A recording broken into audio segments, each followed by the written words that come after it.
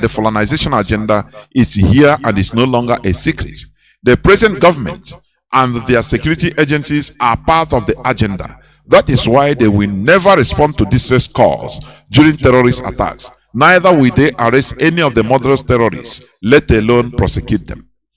Christians must stand up and fight these terrorists or be exterminated. The agenda is not only about religion, but it's also an ethnic cleansing agenda supported by the Nigerian government and its Fulani-dominated security apparatus. IPOB is calling on all Christians and Christian organizations in Nigeria to wake up from their silence and slumber and from a resistance group for self-defense. Otherwise, Fulani terrorists masquerading as headsmen will exterminate them into existence. More so, we want Igbo Christians to be ready because we cannot afford to allow Fulani to be murdering Igbo priests posted to the northern region for apostolic work by the Catholic Church. Enough is enough. IPOB would have put these Fulani terrorists in their place, if not that the Nigerian Army, Police and DSS agents are fighting as their backup. It is obvious that Nigeria government and her security agencies are working together with the terrorists to persecute Christians and non-Fulanis in Nigeria. But their Fulanization agenda will never succeed until Biafra nation exists from that contraction called Nigeria. Comrade Emma Powerful, Media and Publicity Secretary for the indigenous people of Biafra. This thing that happened, have you seen where, did you ever see where maybe Yohanese Igbo or Igbo groups come up? I'm not saying putting up a press statement or communique, no. Come up live, calling on bringing in front of Chinese television different press or presses, different media groups live, and address this, telling Nigeria to stop killing the Nigerian Christians, or even the Igbos. Have you ever had it? Do you ever see it? No way. The other day you saw where the Fulani rose up and said, no, they are going to do a strike, stopping to bring things to southeast because of the killing in the southeast, you know. And you wonder what type of people are these. They are the people that are killing, and they are the people that talk louder, shout louder and louder. All these things, the only comment Pope made was pray for the soul of somebody, heinously killed. Cruelty, the highest form of cruelty, burning somebody alive. And may his soul rest in peace. So everybody say amen. And you will see some Nigerian Christians that will be happy that, oh, Pope talk about it.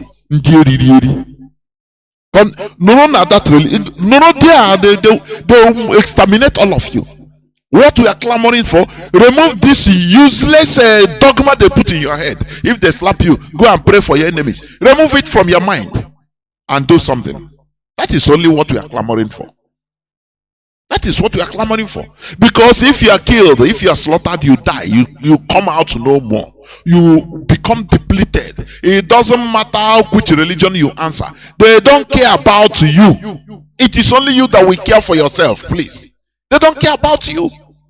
There is no God that is going to come from heaven in order to rescue you. Please, remove this nonsense they put in your head and do something practical, something physical. That is what we say here.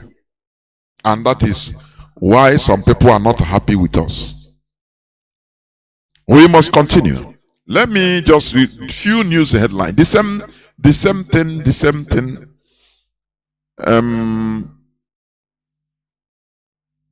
Okay. 19th January, 4 Catholic priests killed, 28 abducted. The same thing. Analysis of media reports and data from a global Catholic charity organization based in the United Kingdom, Aid to the Church in Need, has revealed that no fewer than 28 Catholic priests were kidnapped in Nigeria in 2022. Do you see? The same thing, the same news, nothing more, the same thing. Terrorism spreading to southern Nigeria through north central, research experts lament. While people they are just looking at only for their selfish political interests, the Fulanis are making headways, using them to make headways down. Something I used to ask, you that is taking money in order to advance a foreigner's agenda in your land, have you imagined how our place will be? Have you imagined in the next 20, 30, 40, 50 years how our place will be when you help in order to institute foreign or jihadists in our land? Have you imagined what will happen after your death, after you are gone? Have you imagined? Stop accepting money in order to do the biddings of foreigners in our land, in order to help Fulanese achieve their purpose or in our land. Stop it. You are helping them. Stop it. In Benue, they say headsmen wipe out entire family. They kill husband, wife, 4 children, and others in fresh attack in Benue. The same thing. Well, something I used to ask. All these things, very few people, very few people, the Fulani are in charge, killing everybody. People that are less than 2% of Nigeria population, but they are slaughtering, massacring everybody, every indigenous population, and the people are not reacting as they should. It baffles me. It now tells you how the Europeans conquer Africa. I'm telling you honestly. This thing now is a lesson in our eyes. Kuru kuru. How few Europeans, less than 5,000 Europeans conquered the whole Africa. Black Africa. You know why? When they come here, they use some people, you know, they turn people against each other. Or if they enter into conflicts, tribal conflicts that have been existing, they support one against the other. And before you know it, they conquer all. They use those conquered, now they use them in order to continue conquering others. Africans, they used to conquer Africans. What are those Africans getting? Their immediate food, money which they ate and died. They have died. They are no more. People the Africans that helped to conquer other Africans, they are no more. All are dead.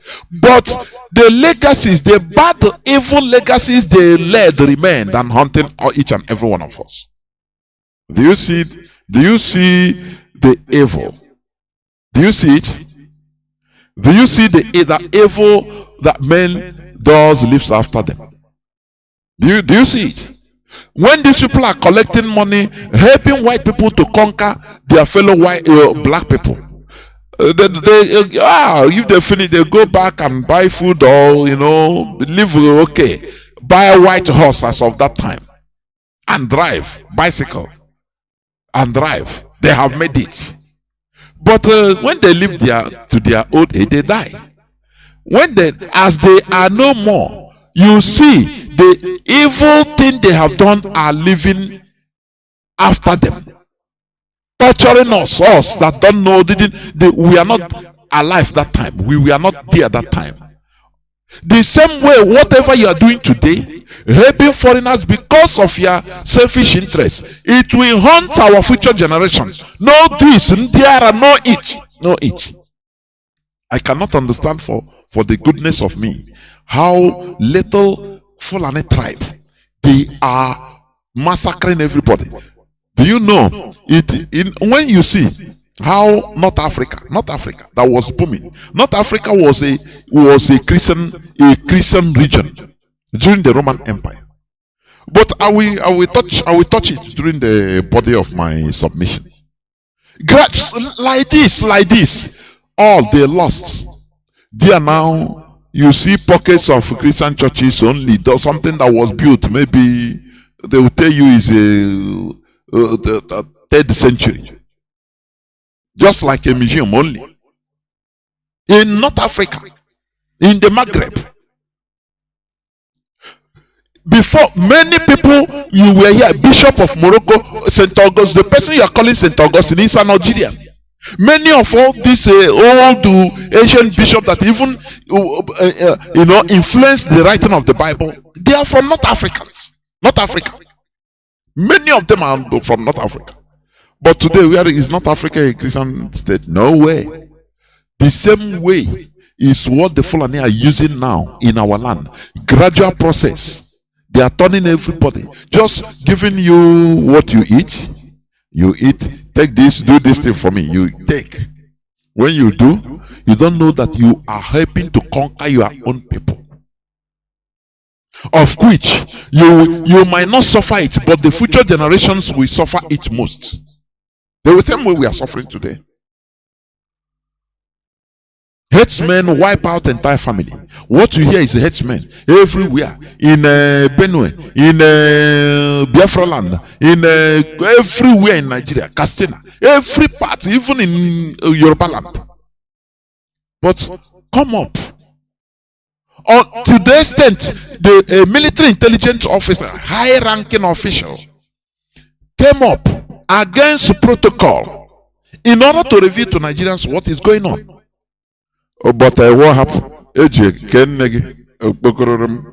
Everybody is doing committee with it.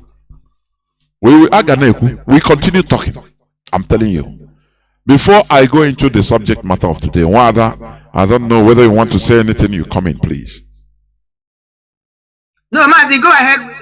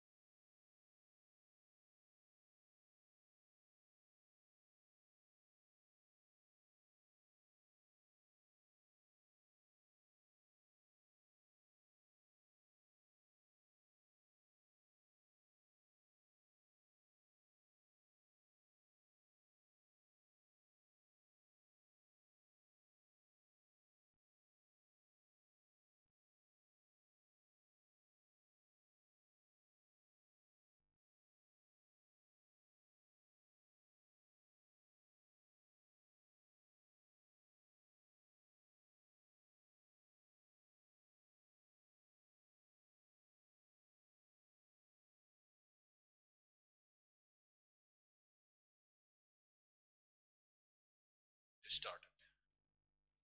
Now,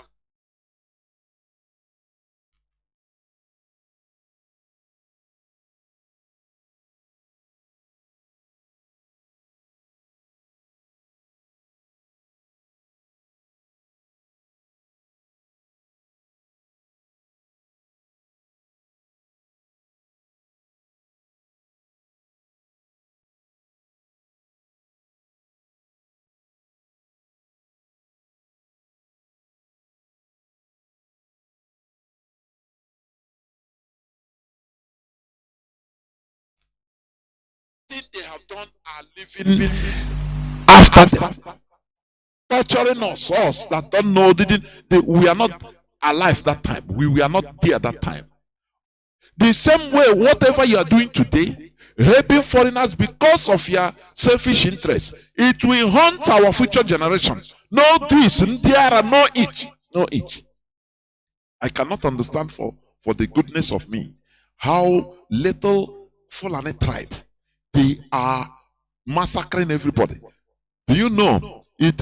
When you see how North Africa that was booming. North Africa was a Christian region during the Roman Empire. But I will touch it during the body of my submission. Like this, all they lost. There now you see pockets of Christian churches only. There's something that was built, maybe they will tell you is the 3rd century. Just like a museum only. In North Africa, in the Maghreb, Before, many people, you were here, Bishop of Morocco, St. Augustine, the person you are calling St. Augustine is an Algerian. Many of all these old Asian bishops that even influenced the writing of the Bible, they are from North Africans, North Africa. Many of them are from North Africa. But today, where is North Africa a Christian state? No way. The same way is what the Fulani are using now in our land. Gradual process. They are turning everybody, just giving you what you eat. You eat, take this, do this thing for me. You take. When you do, you don't know that you are helping to conquer your own people, of which you might not suffer it, but the future generations will suffer it most. The same way we are suffering today. Herdsmen wipe out entire family. What you hear is a herdsmen everywhere, in Benue, in Biafra land, in everywhere in Nigeria, Castina, every part, even in Yoruba land. But come up. To the extent, the military intelligence officer, high-ranking official, came up against protocol in order to reveal to Nigerians what is going on. But what happened? Everybody is doing comedy with it. We continue talking. I'm telling you. Before I go into the subject matter of today, I don't know whether you want to say anything. You come in, please. No, Mazi, go ahead with. I want to come into the subject matter. Okay. Getting myself, Okay. We must continue. We must continue. As I said, the subject matter of today, the topic of our discussion today, under upholding our values, is respecting different values or belief system. Different values and belief systems. That is what I'm going to talk about. Because you hear many people, they use this type of intimidation. Respect my religion. Respect my religion. I used to laugh, honestly. Sometimes I say, these people, somebody will come and start saying, respect my religion. But when they are disrespecting our own values, our own belief system, our own way of life, with impunity, they don't care. It is a fun. But when we try to defend our own, it becomes disrespect. This is a mind game they always play. But we will not fall for it. Never. We will never fall for it. It's impossible. I know, it's a mind game.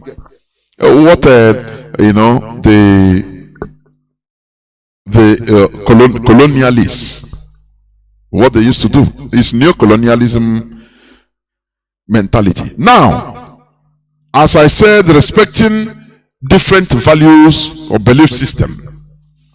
Respect, they say, is reciprocal, which means that respect should never be one-sided.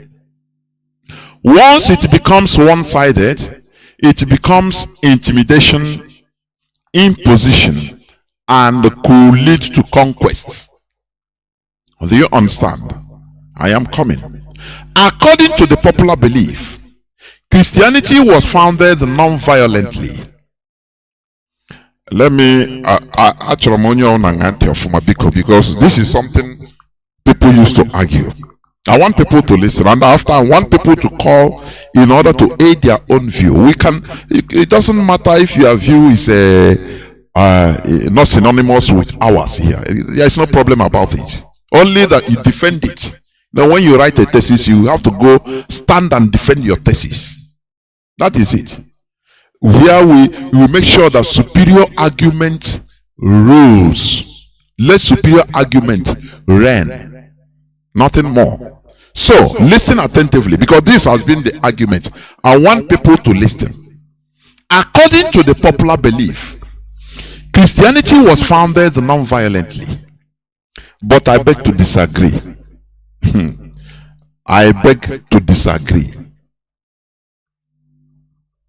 Normally, Christianity is a name, or as a name, shouldn't be a separate religion.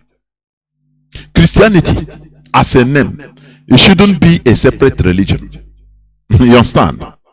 Christianity should be a part and parcel of Judaism as a sect in Judaism. Christianity you are calling today as a separate entity.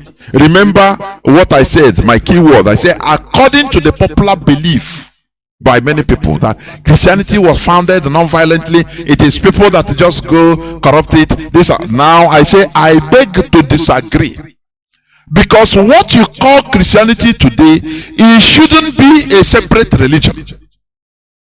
Under normal circumstances, Christianity should be part and parcel of Judaism, or a sect in Judaism. The same way you have different sects in Islam. Let me tell you, in Islam, the most known names are Shia and Sunni, but there are many more. In Islam, you have the Shias and Sunni, yes, and many other branches or sects of Islam, such as the Ahmadiyya, the Alawites, Sufism, Salafism, Wahhabism, Ibadi, Zayidis, Ishmaelis, etc. They have many more. If you understand, there are some that they believe that no, they don't believe in the lineage of a prophet. Some don't believe. Some believe Ali is this. Is supposed to replace Muhammad. They have different belief, but all are under Islam. But you will not know because you are not inside. You will not know. Differences between these groups, I'm talking about these Islamic Muslim groups or sects, may not be well known to Muslims outside of scholarly circles. The same way others may not know the difference between Roman Catholic and other branches of Christianity. A Muslim, once you tell him you're a Christian, he will tell you what you know is Catholic. I don't know whether you people have noticed it. Once you tell him you're a Christian, his mind, oh, you're a Catholic. When you start defining, no, my own is cherubim, my own is no, I'm not Catholic, that is your own. No, you don't know again. It's the same thing. So what am I trying to argue here? I'm coming gradually. I want you to take it easy. What I'm trying to argue here, there are many people that believe that Christianity was founded non-violently. I say I beg to disagree. It's not true. Because normally the original teaching which was bent and called Christianity today shouldn't be a religion, a separate religion. No, it shouldn't be. It should have been part. It came as part of Judaism, which is the way of life of the Jews, the religion of the Jews, Judaism. Now I am coming, please. Okay.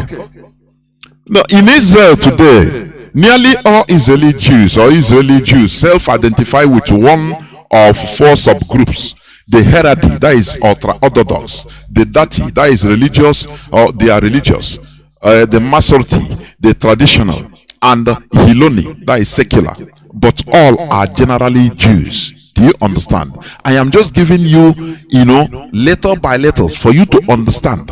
In a religion, in Judaism, even you can have sects like in Islam, like in Christianity today. But normally, Christianity was not intended to be a separate religion from Judaism. Do you understand that?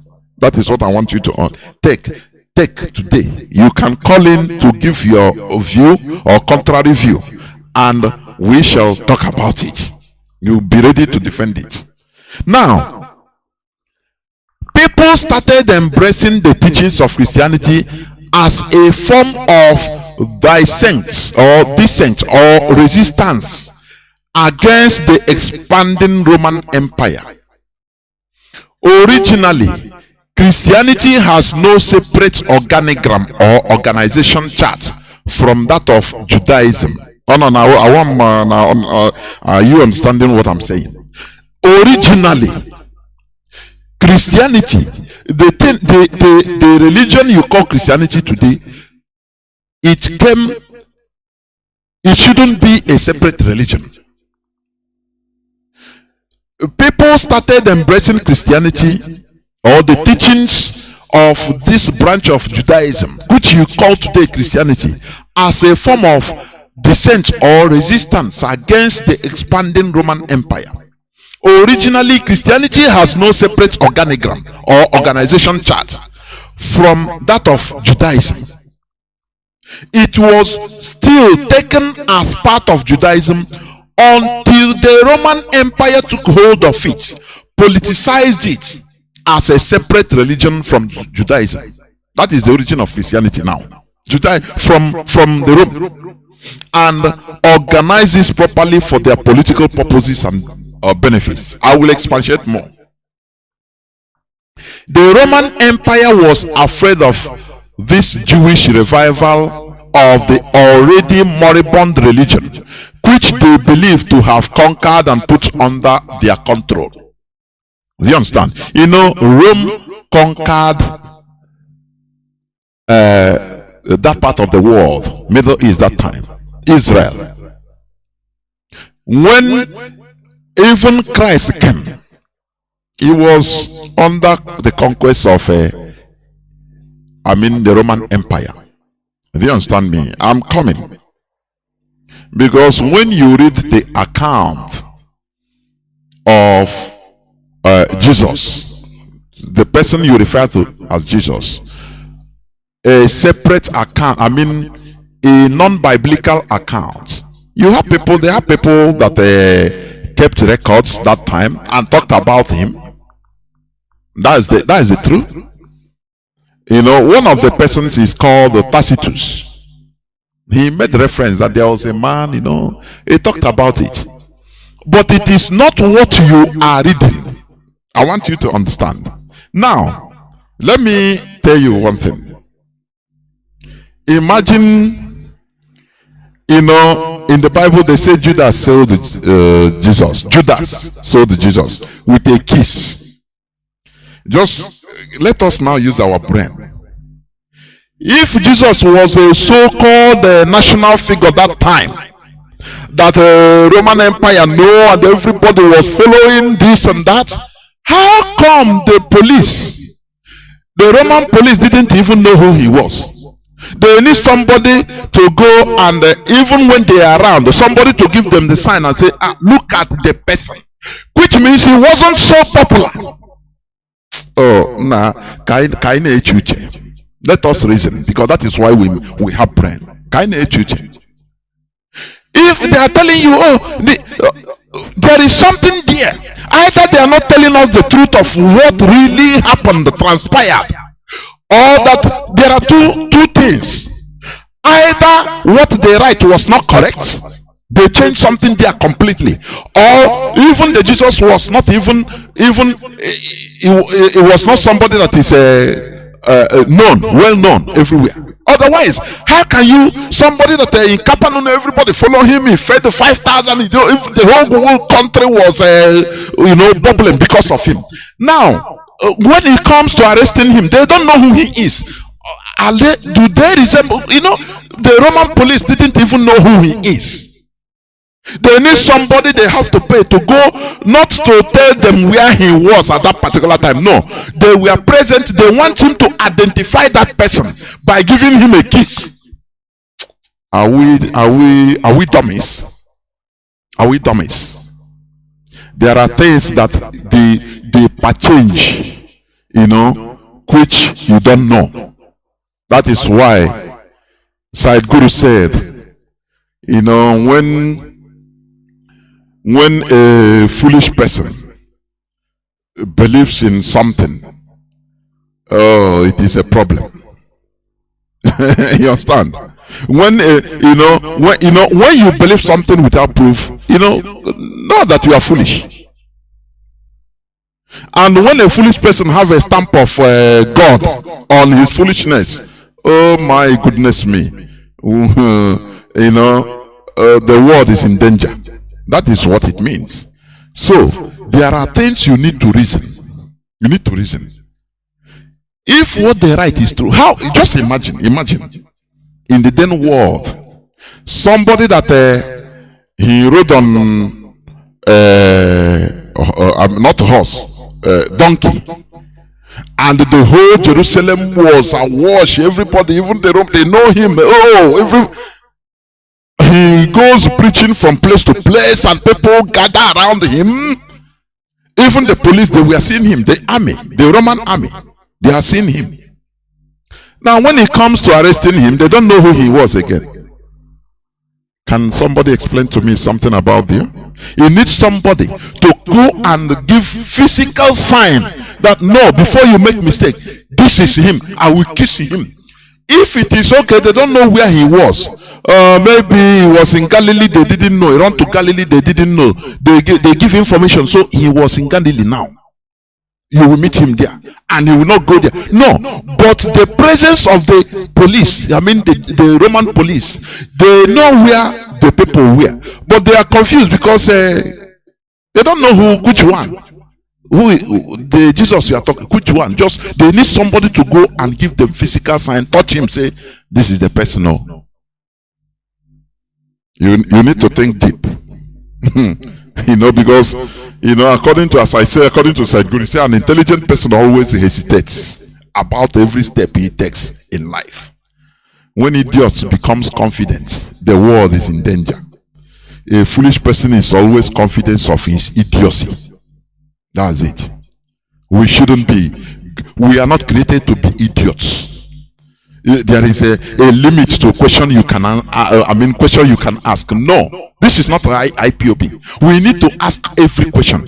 Asking questions makes breakthrough, even scientific breakthroughs, because every scientific breakthroughs is because of questions asked, nothing more. When you say, oh, the law of gravity, you say, no, you throw something, it come down. Why? How does this thing work? Why is something go up and come down? You say God created it like that. Don't question. Are you questioning God and you keep quiet? How can you build something, know the principles, and build something that will defy it as an aeroplane? Do you see it? So we shouldn't be stupid. We should always ask questions. Because I've been thinking about this. Every time when you read, Judas sold Jesus. Okay, by kissing. Not by informing that he was in Capernaum or he was in Galilee or he was only if he was so popular. Now the police would have known him. They don't need somebody to go and identify. They can need somebody to tell them where he will be tomorrow as an insider. But they don't need somebody to go and identify him for them. Say, this is the person I'm talking about. If I kiss him, you will know. Something is there. There is something there. So we are coming. Now, as I was saying, the Roman Empire was afraid of this.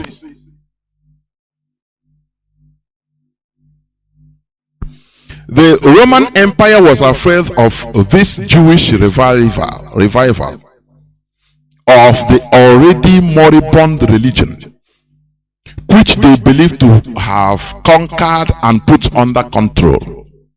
This is because, as of the time of the Roman conquest and occupation of Israel, most Jewish leaders were already working with the occupying forces of Roman Empire. But all of a sudden, they started witnessing a new revival of the Jewish teaching, which they saw as a threat. Trying to revive the Judaism that the Romans believed to have been brought under control by compromising their leadership. Do you understand what I mean? During the time of the Rome, I will bring it to what the topic of today. During the time of the Roman Empire occupation, for them,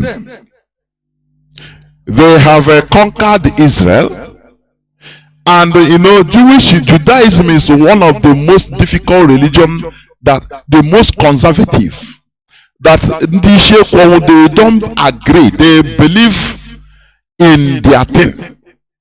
You understand me? And that is truth. They never say no. They never easily go and buy your own ideology as a religion. No. Instead, they are ready to die in that their way of life. Now, the Romans used diplomacy, put the Jewish leaders as to be working for them. That's where you have the scribes, tax collectors. You have the Pharisees and Sadducees.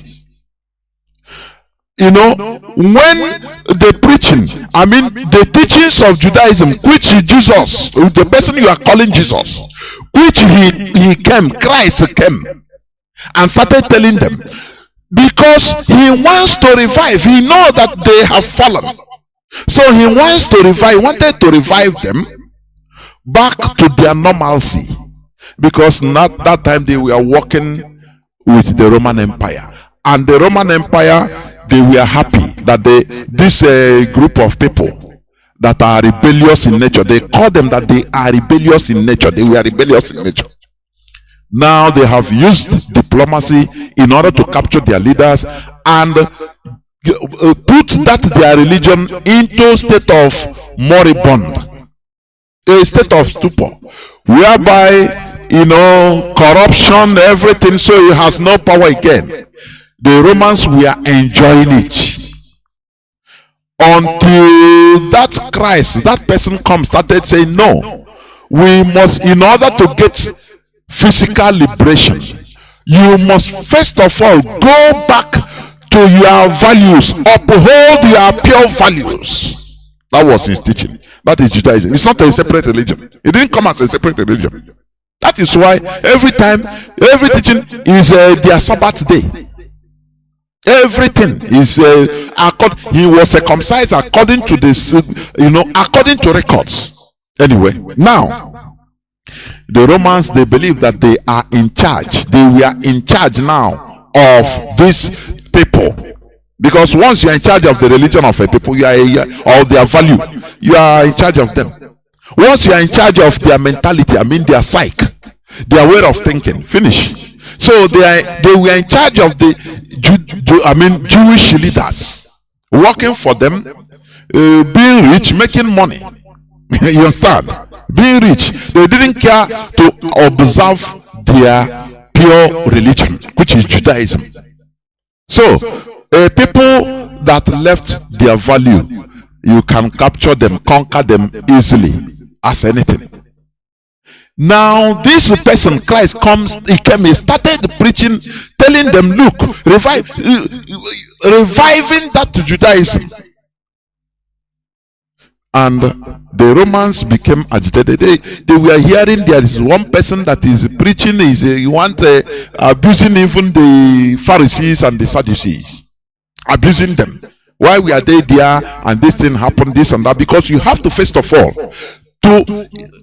in order to deliver a people, you must first of all start from their culture, going back, referring them to who they are or who they were. You understand? I used to say it, we learn from everything, even the Bible. Before Moses could rescue the Jews from Egypt, okay, according to the story,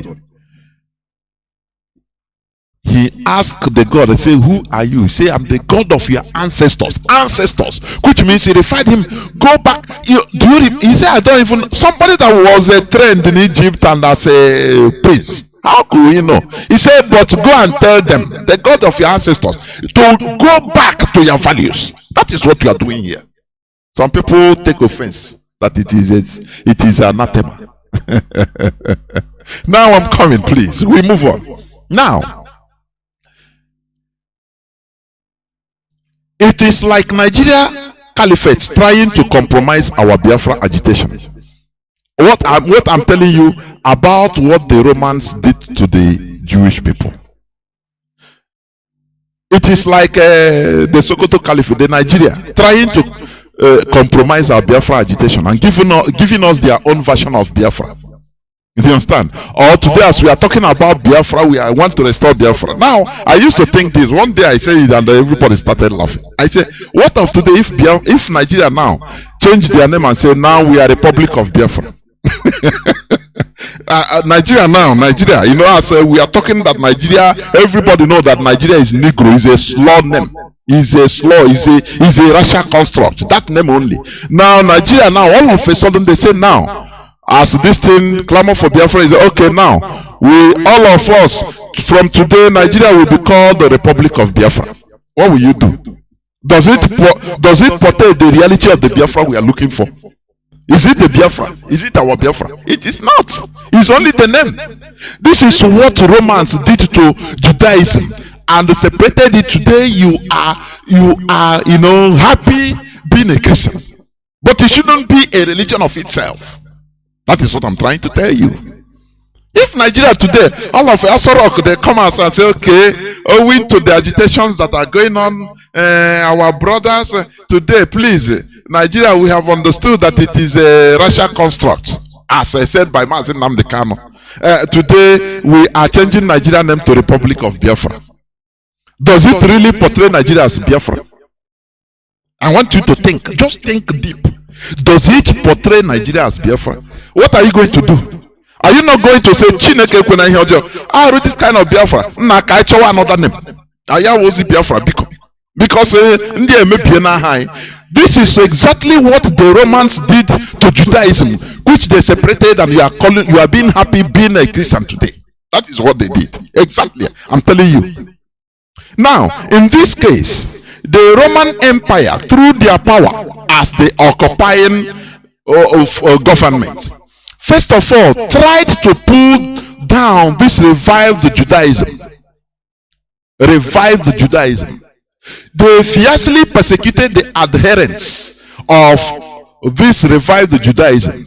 Many of these Jews ran away from the Roman occupied Israel.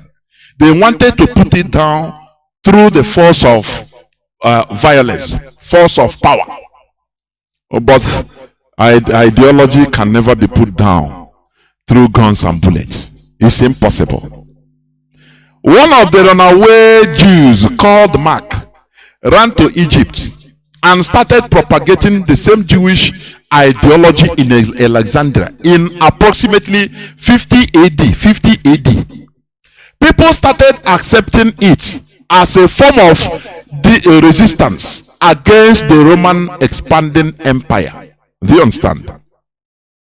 This is because every other people, including North Africans, we are watching the menace of the Roman Empire, and they saw that this form of Judaism offers the needed resistance to the menace posed by the then Roman Empire. I don't know whether people understand me. Because of this reviving of the Jewish Judaism ideology by Christ, the Roman Empire started persecuting. They didn't persecute, they didn't kill them because they are different from others. No, but they are, as they are killing IPOB today, exactly the same thing. Because they are opening people's eyes. Say, let us go back to our ancient system in order to free ourselves. That was the reason why they were being targeted. It's not that they are going to heaven or no. It is a political thing. The Roman Empire don't want any uprising, because if people were, if enough people were turned up using the Judaism ideology, which these people have received from even Christ, now they will rise up physically in order to fight the Roman Empire in their land, to push them away. The Romans, they were threatened, they were afraid, and that is the reason why they started killing these people. They say, if we mercy for these people, they will open another people's eyes. They will open the whole of, they will stage people into rising up against us. And we shall be in a mess. As this thing was going on, do you know, that time, many other Northern Africans also, they were watching. Because they know the menace of Roman Empire in every part of the world. So when they had somebody that come to their land in Egypt, in 50 or 43 AD to 50 AD approximately, when they had, he started teaching them that Judaism, that it is a way they have to rise up to resist. The people believe in him as a way of resisting that neo-colonization or neo-colonialism, as Roman neo-colonialism, that is a threat to them, because Roman Empire is was expanding even down to North Africa, down to Egypt. So people were afraid. It was only a matter of time when their country, when their kingdom will be attacked. So any person that offers anything that will give them the adequate mindset or comfort in order to as a resistance, they will accept, and that is how they accepted. Do you understand? When the Romans now saw that they cannot quell this Jewish renaissance through violent way, through guns and bullets, the Roman Empire changed tactics. These tactics they change is now the origin of Christianity. You are happily identifying yourself with. Do you understand me? That is why I tell you that Christianity, where it originated, is from the Roman Empire. They now took it up. It is a change of tactics, or it was a change of tactics. They tried to quell that uprising, because for them it was an uprising. It is nothing about religion, heaven, or it is a change of tactics, or it was a change of tactics. They tried to quell that uprising, because for them it was an uprising. It is nothing about religion, heaven. It is a change of tactics, or it was a change of tactics. They tried to quell that uprising, because for them it was an uprising. It is nothing about religion, heaven, or it is a change of tactics, or it was a change of tactics. They tried to quell that uprising, because for them it was an uprising. It is nothing about religion, heaven, or it is a change of tactics, or it was a change of tactics. They tried to quell that uprising, because for them it was an uprising. It is nothing about religion, heaven. It is a change of tactics, or it was a change of tactics. They tried to quell that uprising, because for them it was an uprising. It is nothing about religion, heaven, or it is a change of tactics, or it was a change of tactics. They tried to quell that uprising, because for them it was an uprising. It is nothing about religion, heaven, or it is a change of tactics, or it was a change of tactics. They tried to quell that uprising, because for them it was an uprising. It is nothing about religion, heaven. It is a change of tactics, or it was a change of tactics. They tried to quell that uprising, because for them it was an uprising. It is nothing about religion, heaven. It is a change of tactics, or it was a change of tactics. They tried to quell that uprising, because for them it was an uprising. It is nothing about religion, heaven. It is a change of tactics, or it was a change of tactics. They tried to quell that uprising, because for them it was an uprising. It is nothing about religion, heaven. It is a change of tactics, or it was a change of things. They tried to quell that uprising because for them it was an uprising. It is nothing about religion, heaven. It is a change of tactics, or it was a change of things. They tried to quell that uprising because for them it was an uprising. It is nothing about religion, heaven. It is a change of tactics, or it was a change of things.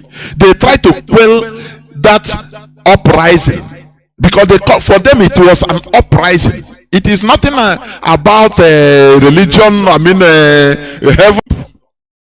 It is a change of tactics, or it was a change of things. They tried to quell that uprising because for them it was an uprising. It is nothing about religion, heaven or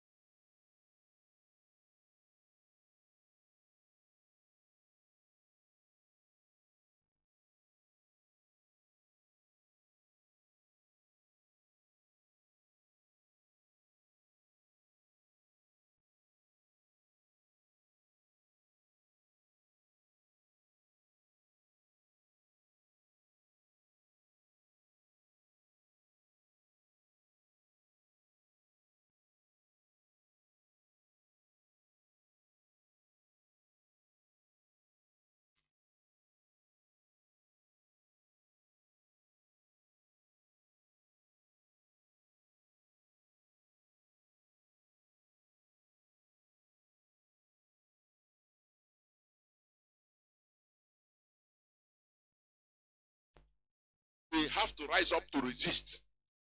The people believe in him as a way of resisting that neo-colonization or neo-colonialism, as Roman neo-colonialism, that is a threat to them because the Roman Empire was expanding even down to North Africa, down to Egypt. So people were afraid. It was only a matter of time when their country, when their kingdom will be attacked. So any person that offers anything that will give them the adequate mindset or comfort in order to as a resistance, they will accept, and that is how they accepted. Do you understand? When the Romans now saw that they cannot quell this Jewish renaissance through violent way, through guns and bullets, the Roman Empire changed tactics. These tactics they change is now the origin of Christianity. You are happily identifying yourself with. Do you understand me? That is why I tell you that Christianity, where it originated, is from the Roman Empire. They now took it up. It is a change of tactics, or it was a change of things. They tried to quell that uprising because for them it was an uprising. It is nothing about religion, heaven or this and that. No. But it is an ideology that has been there, revived. People that have fallen, that have, like in our land today, you see people, are we not talking against them each and day by day? People that are taking position, taking political posts in order to serve the caliphate, are we not hammering on them every day? It's the same thing. It's the same thing. Doesn't mean they will be, it's another religion, it's another Biafra. No, all of us are in it together. But because they have compromised themselves to the Nigerian caliphate, thereby offering themselves as tools, the caliphate is using them in order to make sure that they conquer us completely. They subjugate us. So when they saw somebody like Mazi Nnamdi Kanu trying to revive history, tell history about Nigeria, they were surprised. It's an uprising to them. They don't like it. That is the reason why Mazi Nnamdi Kanu is in jail. You understand? We say Biafra is our religion. That is the reason why Mazi Nnamdi Kanu is in jail. That is why I ask you now, okay, in order to quell this uprising, this revolution that is taking place, Biafra revolution. Now, what if Nigeria now come and say, okay, now we declare Nigeria Republic of Biafra? Does it mean that we have achieved Biafra? The answer is no. Changing the name doesn't mean anything. We will be there, but we will not have control over our destiny. It's just like changing name is nothing. That is what the Roman Empire did. So the origin of Christianity comes from the Roman Empire, not from where you are talking about. No, because that place you are going in is not that, because it was not the origin, because it was not a separate religion. For your information, that is my argument. Now, as I said, when the Roman Empire saw that they cannot quell this Jewish renaissance, Jewish awakening through violence, they changed tactics. They took hold of the religion, changed the core teachings. The core teachings. Now, because they are the people that bring you the Bible, whether you like it or not, whether you feel they change the core teaching of Judaism there, telling you that a human being becomes a god, that there is Trinity, that God is three, one. You see what they think is Roman tradition. Now they inculcated and changed. It's another political tactics. And call it now, they separated it from Judaism and now made it a state religion. It became an ideology. So that everybody, people will say, okay, now this resembles what we have been told before, so let us join. Do you see it? Remember what I'm telling you. I keep on reminding you or making this reference. If Nigeria today declare, okay, from today we will be called the Republic of Biafra, will you say that Biafra has come? It will be their Biafra. You understand? It will be their Biafra. It is not the result. It is not what we are clamoring for. No, it is only changing them. Now they change them, change the color of the passport, maybe red, any other thing. Does it? If they do all those things, does it mean that our marginalization has stopped? No, it's a ploy, political ploy. That is what the Europeans did. That is why I'm telling you, anybody that is saying Christianity started as a no, it's lie. Christianity started from Roman Empire. I'm saying it. You can call and air your view. Tell me contrary what you believe. Forget about this. Tell me. Don't worry. It's not a quarrel. It's not personal. We are exchanging ideas. The Romans took hold of the religion, changed the core teachings, differentiated it from Judaism, highly compromised it, made it a Roman universal state religion, and started using it as a new ideology for conquest. You understand me? Therefore, the Roman Empire changed the core original Jewish teachings and replaced it with their own Roman tradition and myths for their political benefits and turned it as a separate religion. They started using it as an organizational and ideological force for conquest. And this is what you are defending today as a religion, whereas the people that understood that their way of life, that is their religion, was hijacked and changed for political purposes, quietly removed themselves from that great grand conspiracy. That is the Jews. That's why they don't believe in Christianity. You understand? They tell you, I had a video. They interviewed in the street of Tel Aviv. They interviewed many Jews, real Orthodox Jews who had called Jews. They say, are you between Christianity, Christian church and mosque? Which one do you prefer to enter to pray? If for necessity. He said, no, he can never enter into any Christian church because what they are worshiping there is an idol. Do you understand? Or many of them, they interview the person is a video interview. So they know that their plan was sabotaged. And now they quietly remove themselves. They say, no, this is not our way of life. Because Roman Empire has the power. They were the government that time. They have extraordinary resources in order to do anything they want to do.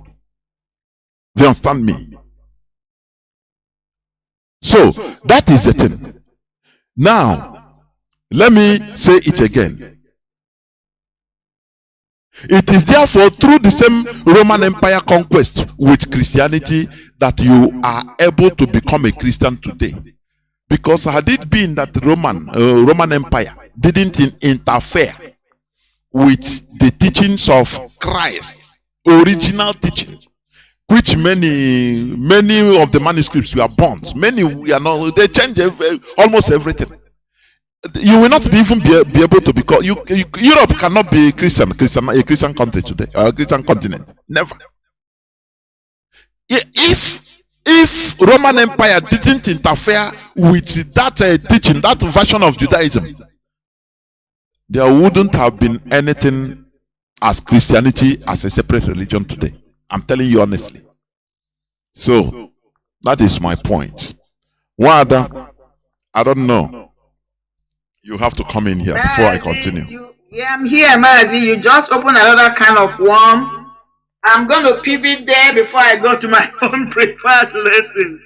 Now, Mazi, the analogy you just gave now provoked my thought again. Perfectly said. Mazi, what you just analyzed to us right now is playing before our own eyes. What do I mean? Let me put a little bit of light or beam of light on what the analogy you just gave us, Mazi. What you just described is exactly what is happening. Let me put it this way. Yeshua, whom they call Jesus, is the Messiah that the Jews have been anticipating for centuries. The question is, why were they anticipating this Messiah? Mazi, that is what you described when you began. They were subjugated. They were occupied by the Romans. They were going through stress of life. They were expecting Messiah, a redeemer, a Messiah. Because first of all, according to their Torah, they were promised in the book of Isaiah. Let me get it. In the book of Isaiah, book of Isaiah, verse 45, verse 2. I'm giving this so that our people who are into Christian religion can go and fish it out. Isaiah, read the book of Isaiah. You will see it there. Chapter 45, verse 6, verse 5, 2, I meant to say. Where a prophecy was said that this Messiah is going to come to set things straight. That means something went wrong. We must remember the backdrop that in this era we're talking about, humanity relied heavily on philosophy, spiritualism, call it that. Technology and science had not taken the amount of hold it has on humanity today. So everything was spiritual. So that was when you can call it the era of prophets, spiritualism, prophecies. So that's what we're dealing with, the backdrop. So they found themselves in this situation, this quagmire, which what we have found ourselves today as Biafrans. So we have been crying, we have been screaming, we have been shouting since the amalgamation of Nigeria. The Biafrans have found themselves to be getting the short end of the stick in every way ramification. We have been crying even during the civil war, the so-called civil war, which was genocide. We were massacred. If you even go back to the songs that were sang, we are relying on God, Jehovah, God, Jesus, whatever, help us. We are still doing the same. So now, that was the same thing they were doing. Now came Yeshua. Now comes our Hamadike, because I want to play this thing so that we can see the importance of your analogy right now. If you pay attention, you can even see what is happening, what happened is what is unfolding. When Yeshua came, he began to preach. He was sanitizing the society. That's what Ohamadike had been doing and continue to do. I've always told people, once in a while, when we started this program, pay attention the number 400 years. A Messiah will be released to a particular group of people when their stress gets enormous. Now, Messiah Yeshua came in, began to sanitize his people. Just like you stated, the Roman Empire, it caught their attention. Just like in our own case now, Nigerian government, our Hamadike caught their attention. We have to look at it, it's like the same movie playing again, deja vu. But let me lift one or two things that will support your arguments. I just wanted to put that background because I can people see the importance of your analogy right now. When you go to the book of March, let me start with the book of Isaiah, which I reference first. He said this, the book of Isaiah, he says, I'm reading from King James. Isaiah 45 verse 2 says, I will go before thee and make the crooked places straight. I will break in pieces the gates of brass and cut in sunder the bars of iron. He was talking to the Jews. And I will establish this. He was not talking to the whole world. He was talking to the Jews. Because at that time, when he came, at the time we're talking about, if you talk, that's why we have different history, different, people were talking about the world. There was a time you will hear, when you go to history, you hear Rome ruled the world. So at that time, when an empire, you hear the name of the empire, our people must have this visual understanding that when you hear the Roman Empire, it was not confined to the Roman Empire or country or Italian country we are looking at today. No. It will compose of literally the whole known world then. That's what it means. So at that so you look at it as an era. There was a time it was Egypt. There was a time it was the Greeks. We have to understand this. So when he came, he caught the attention of them. So this Messiah was sent to go and set the Jews free from the occupation, subjugation of the Romans. Now, another scripture I bring in because I just want to support my argument. You go to the book of Luke, chapter 3, starting verse 5 and 6. It says, a voice of one calling in the desert, prepare the way of the Lord, make straight paths for him. Every valley shall be filled in, every mountain and hill made low. The crooked roads shall become straight, the rough ways smooth, and all mankind shall see salvation. When he used that word mankind, he was talking about a known world. He was talking to them as their own world. He was not speaking about the whole world. Now, the importance of this is, again, you will go, the last scripture I'm going to read, then we'll move forward. You will go to the book of Matthew, chapter 10, verse 5 and 6. It says, Jesus said to the 12 apostles as he sent them out during his life, do not go in the way of the Gentiles, and do not enter any city of the Samaria, but rather go to the lordship of the house of Israel. This is the caveat here. He said, do not go in the ways of the Gentiles, and do not enter the city of the Samaritans. What the implication here? Samaritans were Gentiles. Rather, he charged them, but rather go to the lordship of the house of Israel. He did not ask them to go all over the world, because I believe I heard somebody, or I've heard one or two people saying, he said go to the world. No, Jesus never asked anybody to go and preach all over the world. The preaching all over the world was after the Pentecost in the book of Acts. That is when the disciples decided to start reaching out. But Yeshua himself, the statement that came from his mouth, he said, rather go to the lordship of the house of Israel. And in the book of Matthew chapter 15 verse 24, Jesus said, I was sent only to the lordship of the house of Israel. Matthew chapter 15 verse 24, and I'm quoting here, Jesus said, I was sent only, I didn't write the Bible, But people try to misquote him. When people want to quote the apostles, let them go ahead and quote the apostles. But when you want to quote Yeshua, quote him correctly, because if you have a solid Bible, you will see that every quotation of all his speeches were written in red. He said, I was sent only to the lordship of the house of Israel. I'm trying to establish, just like Ohamadike came, or is now with us. I think I made that reference yesterday.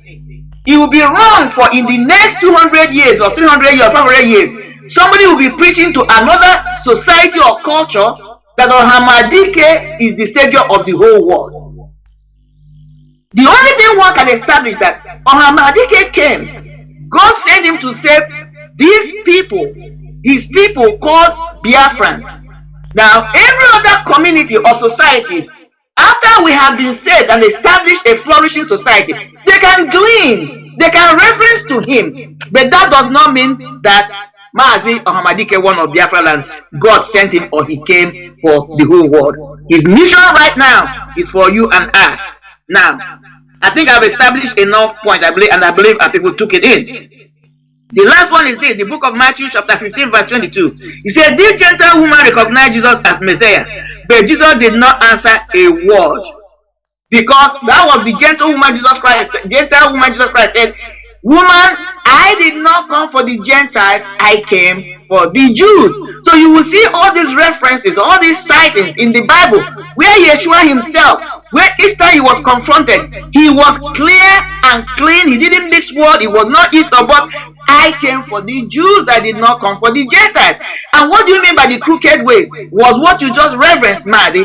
That was when their religion, which was the culture of their day, which was the mantra, the yardstick of how they lived their life, was corrupted. You know, all this corruption, this is what we're talking about. Look at where we are, our way of life, our culture has been polluted, hijacked by some charlatans. He was telling them, I have come to take us back. Because when we talk about taking us back, people say, why are we going back? It was the same thing Yeshua said. And that was why Yeshua worshipped in this synagogue. He never worshipped. There was no church at the time he lived. You know, you'll be surprised if you ask some of these Christians, was Yeshua a Christian? Some of them will answer you yes without thinking. He was never a Christian. There was never anything like Christianity. He worshipped, in fact, as a matter of fact, the Bible said he worshipped in the synagogue and performed every ritual as a Jewish man. The only thing he did was to come and fish out the corruption that were embedded. Go and look at all his parables. All his parables were teaching, trying to, direct people to the right thing to do and leave the corruption. That's exactly what Ohamadike, when you pay attention to Ohamadike's preaching, telling us all these things, we are shooting ourselves on the feet.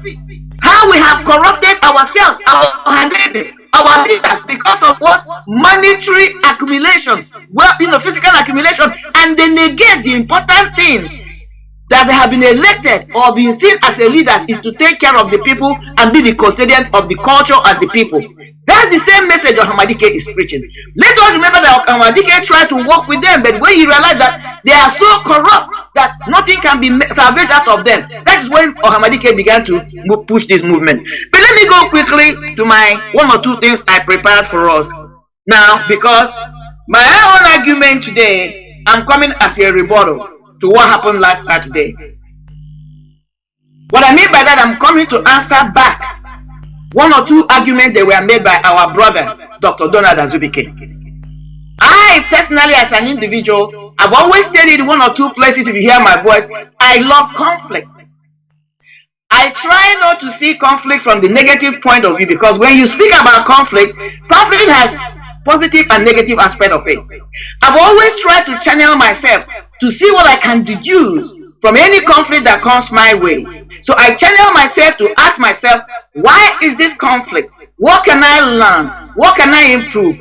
It induces me to go into my deep thinking cocoon and pull out one or two things, and that's what I have done this time. So quickly, I will start by saying my first argument was, which was the question that was asked, who are ancestors and what is an ancestry? I did a lot of researches during the week, and these are the things I came. I'm going to be a little bit brief because I have a lot, but I'm going to run this in segment by segment. I will continue until I exhaust all the information I pulled out. But let's give us a little bit today. Who are our ancestors and what is ancestry? These are the information I got. It says, an ancestor are individuals from whom you are biologically descended from. That's the ancestor. Now, I went further to ask another question. What is ancestry? Because sometimes these two words are interchanged, when we are speaking. So I try to find out whether they connote the same meaning or whether we can separate them. So when it comes to ancestry is information about them. That is information about our ancestors and their genetic relationship to us. Because I remember when I was arguing with my brother Donald, I told him, I said, if you go back to a Biafra land and go to your compound and pick up the sand and analyze it, I guarantee you, scientifically, I guarantee you, you will pick up some of the genetic profile of your ancestors. That was why I went to ancestry.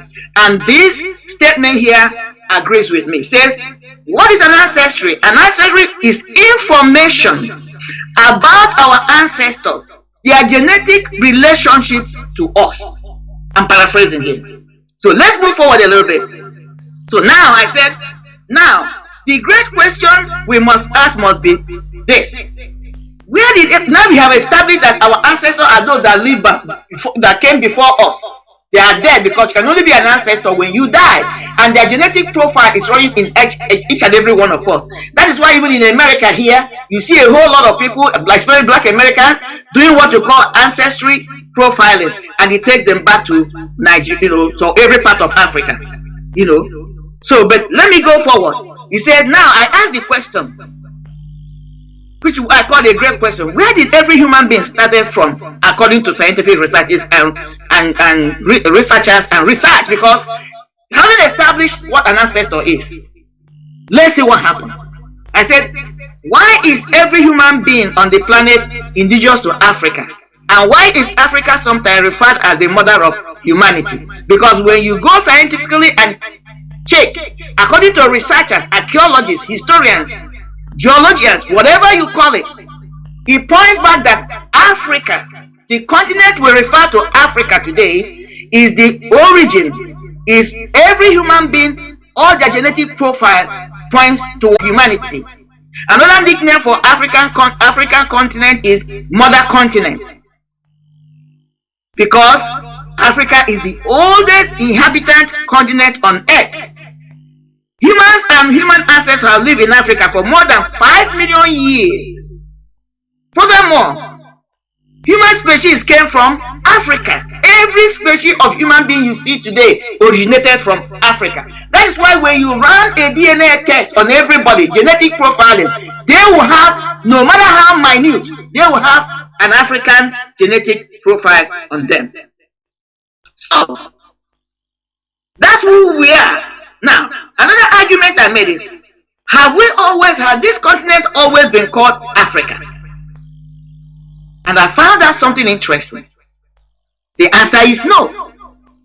It takes me to find out that Africa was originally called Alkebulan. Alkebulan, which is Alkebulan.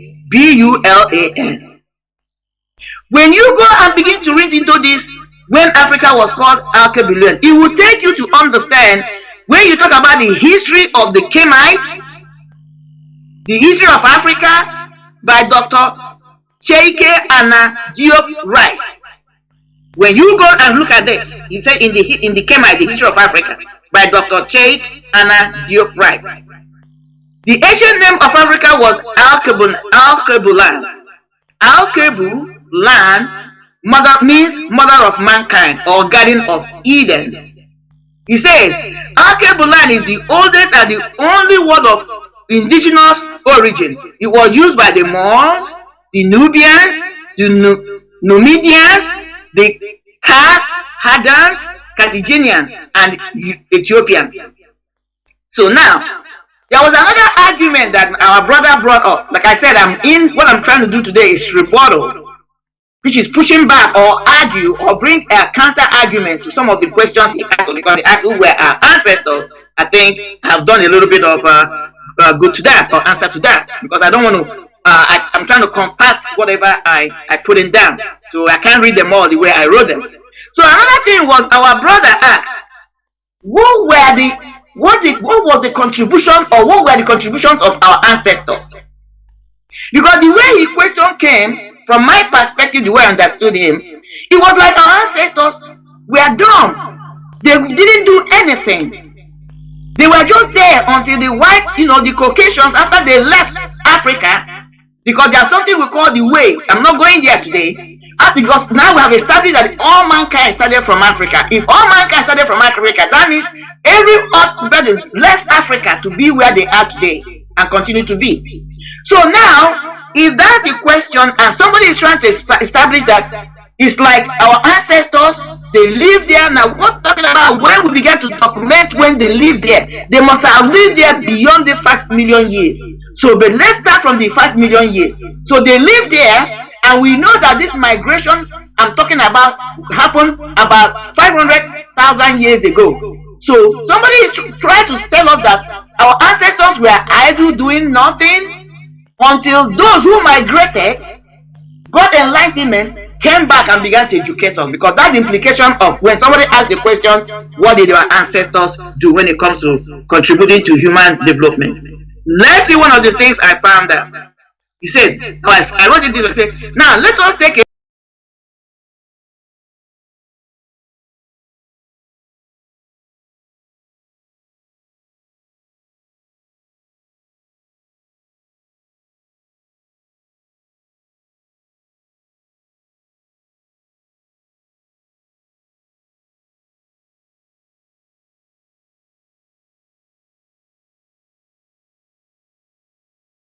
look at some of the major inventions of our ancestors that shaped and paved way to modern inventions of science and technology. And I'm going to talk about them on a subheading I will call what our ancient ancestors invented, and they are as follows.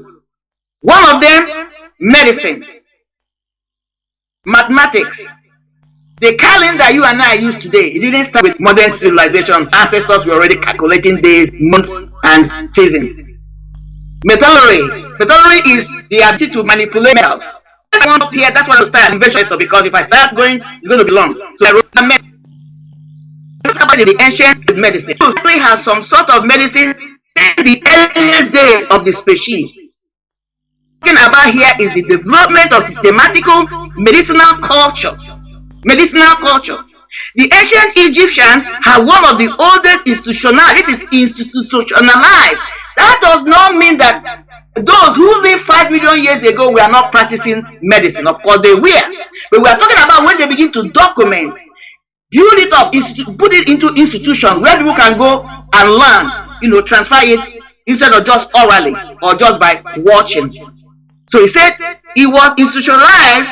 He said the ancient Egyptians had one of the oldest institutionalized cultures of medicine in the world.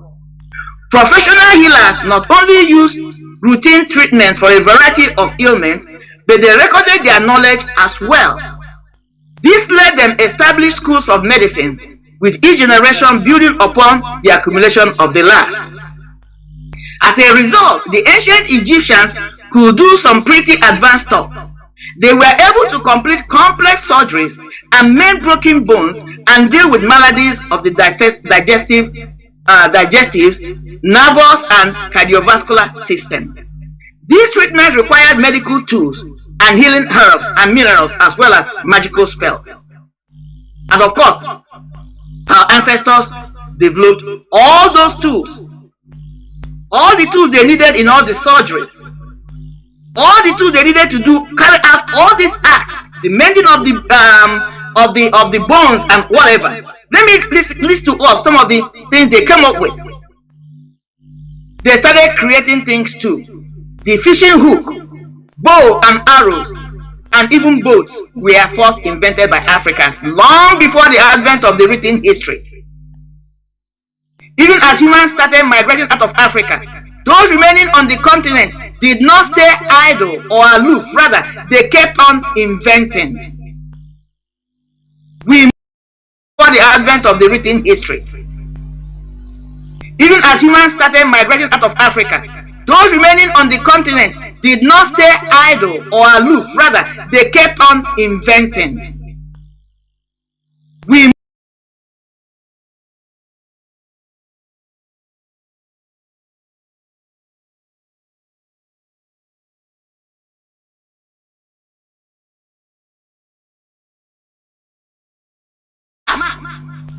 along with complex systems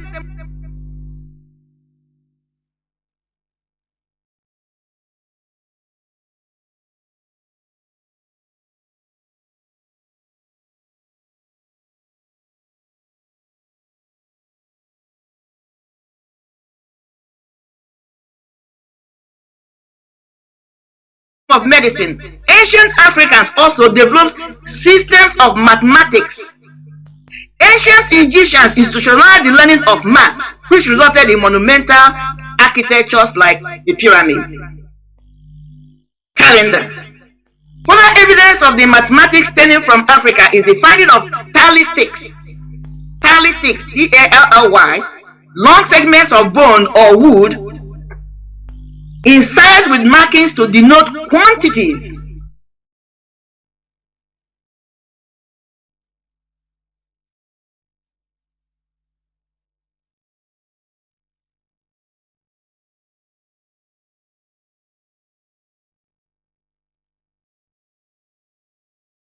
Device have been found around the world, but the oldest may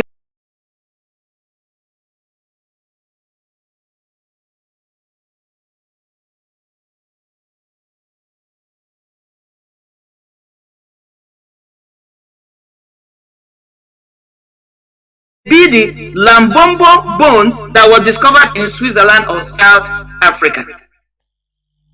Oh, Swaziland of Africa. At roughly 43,000 years old, it represents the oldest indication that ancient humans were using organized system of mathematics to account for various quantities. In this case, it is widely believed that the markings relate to the number of days in the lunar months. So they were already dealing with calendars. Calendar is not a new thing. Because even when we go to our own culture, or something that they will count the rotation and revolution of the earth under the sun so accurately, they miss it by just one day, so accurately. And these are people who want to try that they brought nothing and they knew nothing. He goes to say, I went to write.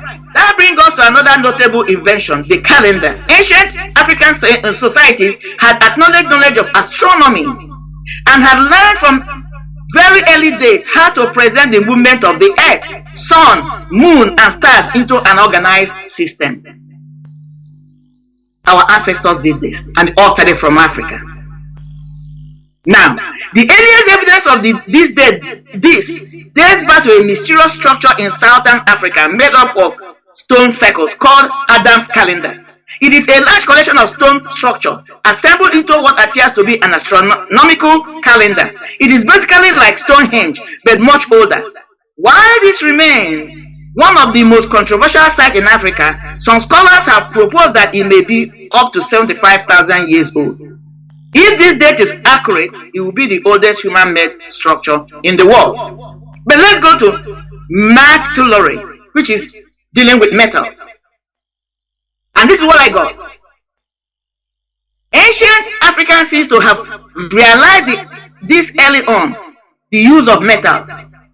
While humans in other parts of the world did not start fully utilizing metal until much later, Africans were smelting iron nearly 2,500 years ago. But remember, at Uguele in Biafra land, the archaeologists found axes that were made from iron, smelting of iron, 250,000 years ago. Not 200, not 25,000, 250,000. So for a community or a society or a development to come up with such a complex and brilliant product, they must have lived beyond that invention. But let's go with this one. So metal tools can be found across Africa, where ancient society began exploring rich mineral deposits millennia ago.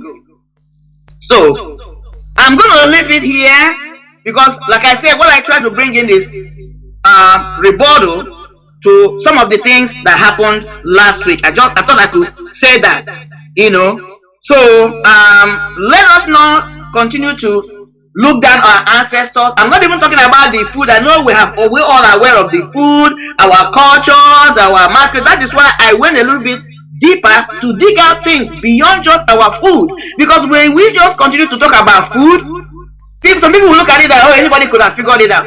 Our ancestors were embedded. Our ancestors were involved, heavy in researches. They came up with a lot of every scientific thing you can think about, foundation, science and technology, you can trace them back to Africa.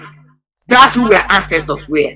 And that's what we're talking about. We're trying to educate us here. That they were smart, they were brilliant, they laid the foundation. And we must understand that one of the hardest things in life when it comes to invention is that pioneer, the person that first laid that, comes out with that intuition, comes out with that idea, that vision, and begin to lay it down. For example, the cell phone you and I are using today was not the very first cell phone that was invented. The very first cell phone, which was not too long ago, was so big and huge. But that breakthrough, even in computer, that breakthrough, that brain that brought out that concept is the main kicker. Because you call it the spark. That's the spark. After that, everything everybody is doing is a build-up. So all credit must go to ancestors who started all these things I just mentioned with a few. Mazi, I'm going to yield here for now as we continue to roll the ball. Thank you, Mazi. We must continue. We must continue, and we must continue, notwithstanding.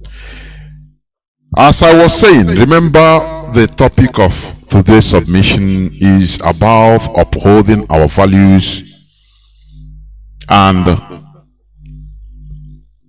the subtopic in it is respecting different values, that is, different belief systems, in other words. Now, I will continue to what I'm saying, because some people might be not comfortable. But let me, in what we are doing, or what we are saying,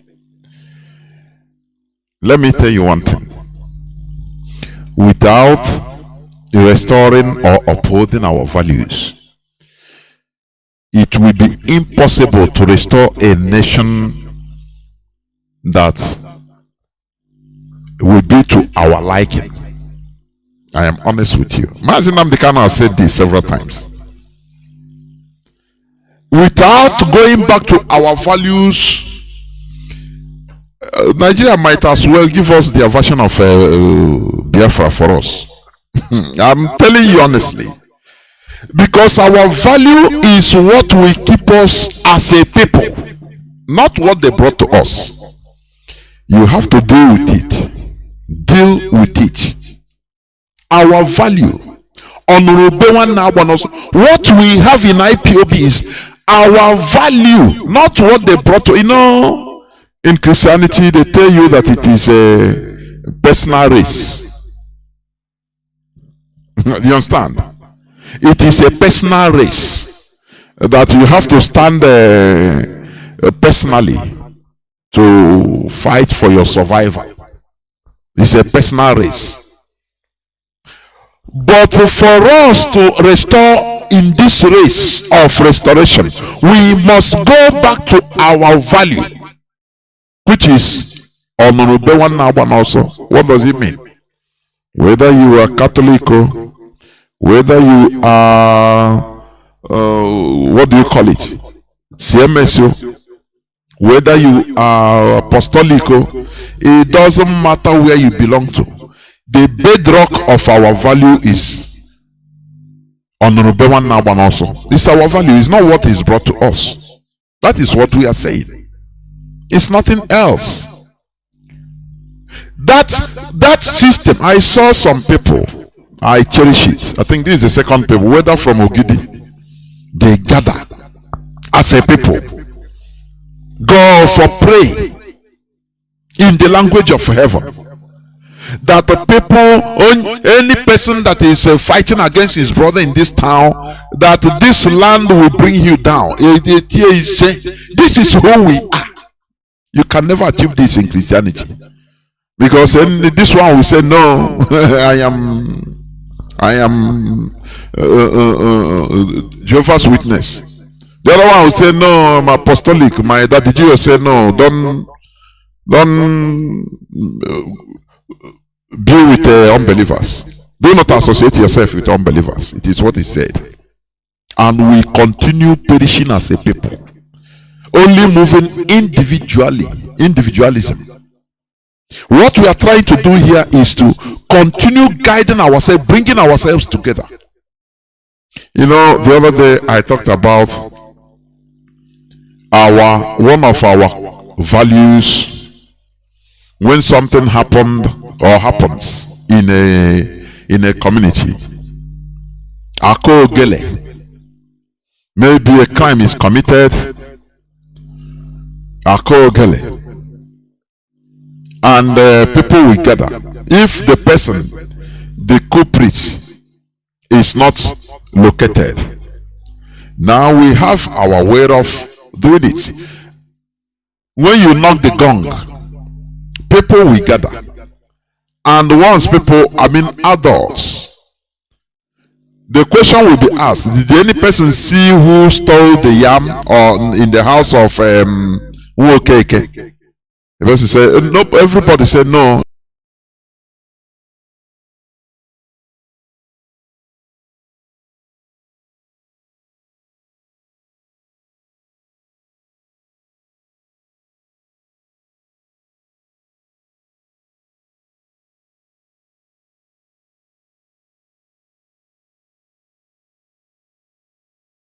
In our land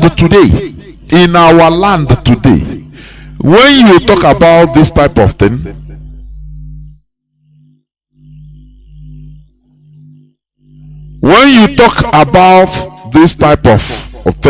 or anything that happened in a village of such,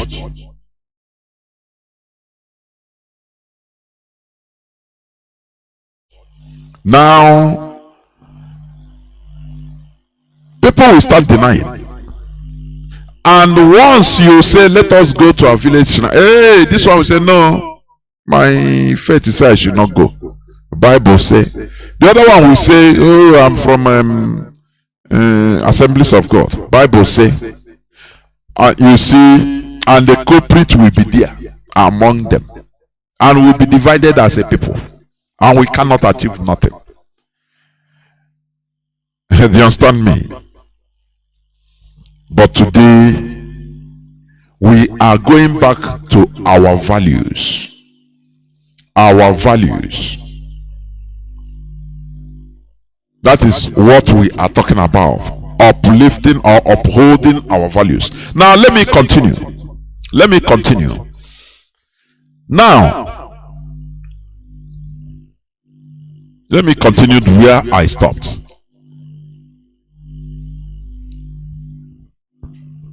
I don't know. I will fix this issue that is coming and going, but I will fix it, honestly. I found out the problem and I will fix it. Okay. As I was saying,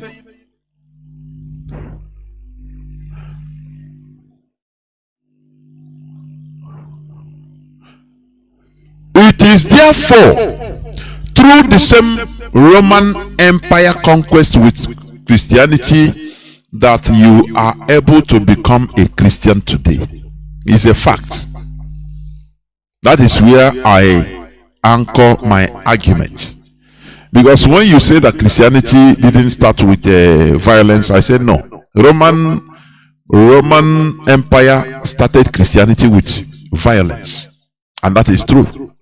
They started Christianity. Without Roman Empire, you wouldn't be a Christian. Without Roman Catholic, Roman Universal State religion, you will never be a Christian today. It's a fact. It's a fact. It would have continued being the Jewish religion it should be. That is it. Christianity came to West Africa with the arrival of the Portuguese merchants in 15th century, after the reconquest of the Iberian Peninsula. They call it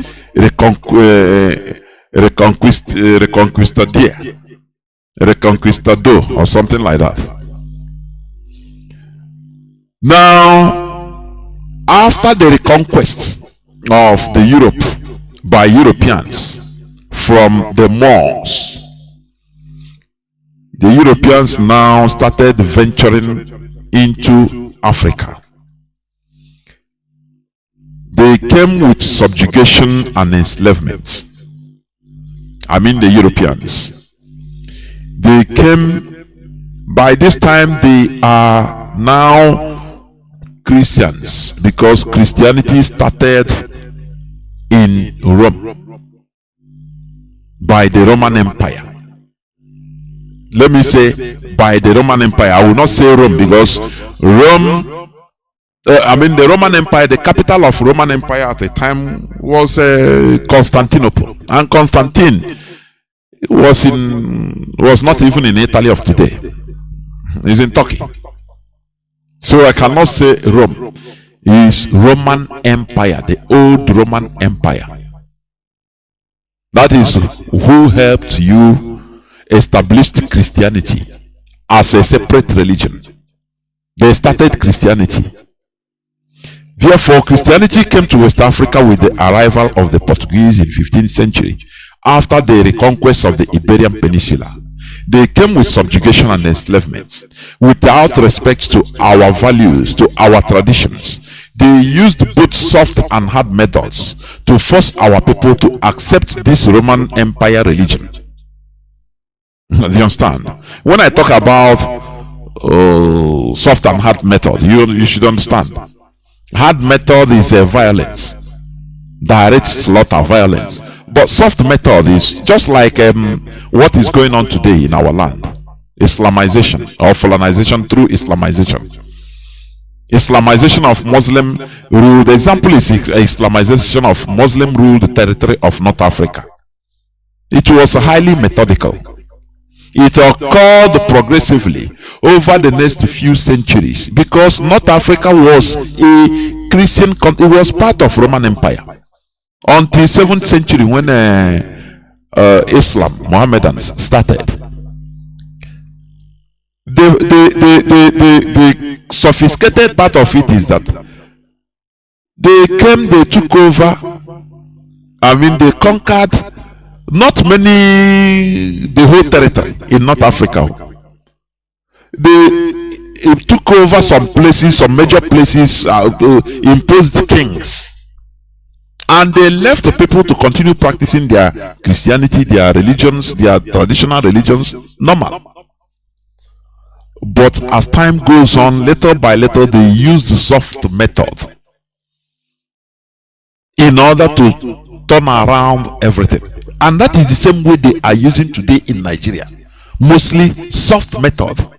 Take over power from the mainstream, from the center, or in the center. Now from there, they started using soft way. They lure you with money, lend you money. As a Muslim, they give you money to do your business, give you some privileges, and the people, you'll be doing well.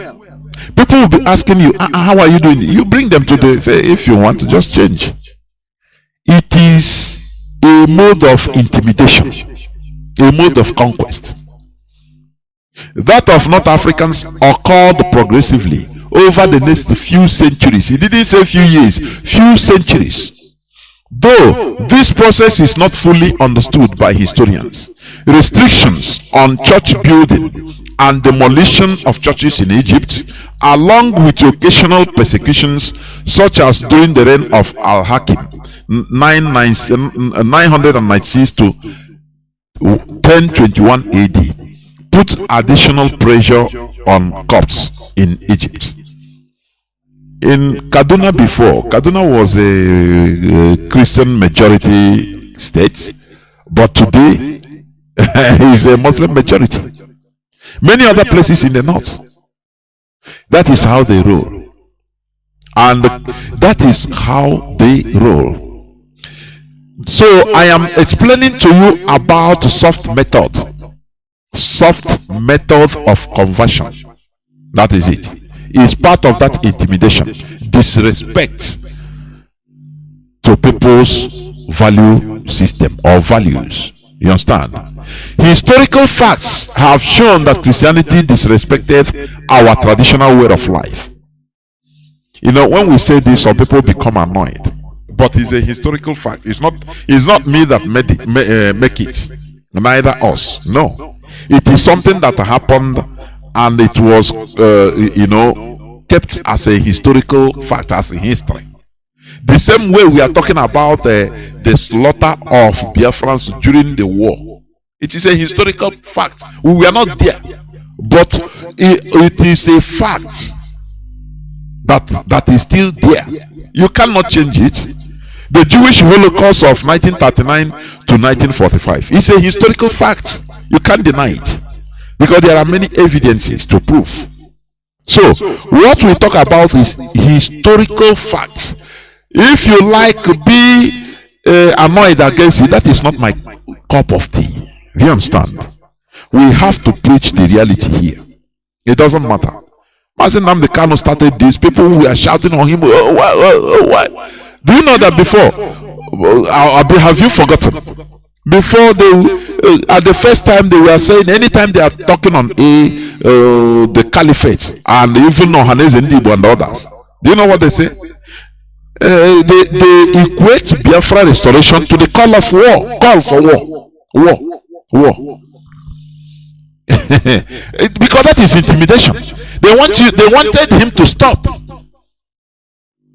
They wanted to take people's mindsets into equating Biafra restoration to war. Something that has been there long. But Mazi Nnamdi Kanu continued, insisted consistently, and changed the narrative. Today, no person is talking about calling for Biafra is the call for war. No. It's a self-determination. So when we are talking about historical facts about on how Christianity disrespected our values, slaughtered us, intimidated us in a violent and soft way. Some people, I saw one write-up. Hey, why this man? Why are you diving into this? You are going to destroy this struggle. I say, I laugh. They have spoken this for so long against Mazi Nnamdi Kanu. He would have stopped, saying, no, I don't want to war. Okay, let me stop. No. Even on this religious issue, they have tried to, bully our leader to stop it. No, don't dive that. Our leader say instead, if we want to stop this now, let us stop this struggle.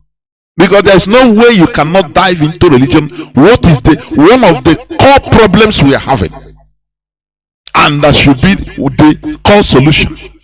If we are able to at least galvanize ourselves and come out and uphold our values, it becomes the solution. We become one people again, because they divided us. They disrespected us. Now, historical facts have shown that Christianity disrespected our traditional way of life. They slaughtered us in order to save us. Save unquote. That's why they slaughter. Why are you slaughtering? Oh, we are saving you. Is the Fulani not slaughtering us today in order to save us through Islam?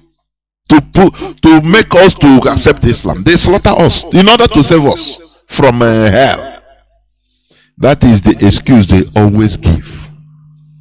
Today, they are still openly demonizing and insulting our ancestors, our guardian angels, and our ways of worship with impunity. They burn down our temples, shrines, and sacred objects with utmost disdain, whereas they worship a Roman mythological Zeus translated into Jesus. They call us names including heathens, infidels, unbelievers, idol worshippers, etc. What have they not done? Till today. Till today. Sometime the other day I was just watching, I scrolled through, I was watching this their useless comedy, where they used to come up with make a joke with our deity, Amadioha. Hey, as Igbo man, this man will come with one useless deity, Amadioha, and people laugh, clap, back, back, back, back, back. Do you see what we are talking about? They do it with impunity. But when we talk about that this thing is painful, now it becomes disrespect to them. It becomes that we are disrespecting them. This is how bad it is. We are not going to be cajoled, neither intimidated. We continue fighting until this breakthrough will be achieved. That is the reality. Therefore, when we talk about disrespecting or respecting of values, we are a people that has been disrespected, dehumanized, insulted, anything you can think of, slaughtered in the name that they are trying to save us. Today when we talk about it, they say, no, you are disrespecting us. You are disrespecting Christianity. And I say, can you change history? You cannot change history. We as human beings, therefore, have the right to expose the wrongs committed against us because of our traditional belief system. But when we try to do this, we are labeled disrespectful to other religions. This is another psychological way of intimidating us into silence, as the usual neocolonialism mentality. Just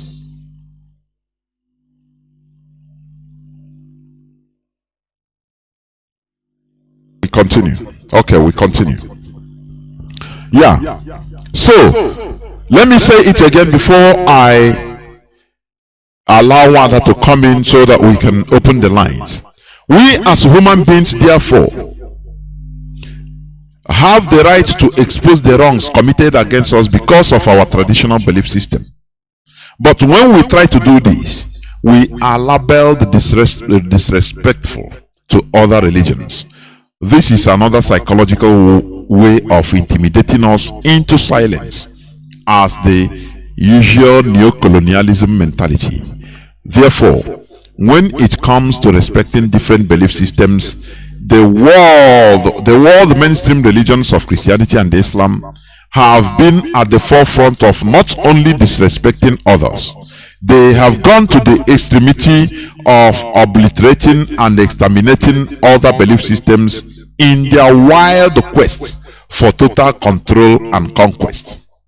It is never for showing you the way to paradise, as they always claim, but to control your mentality.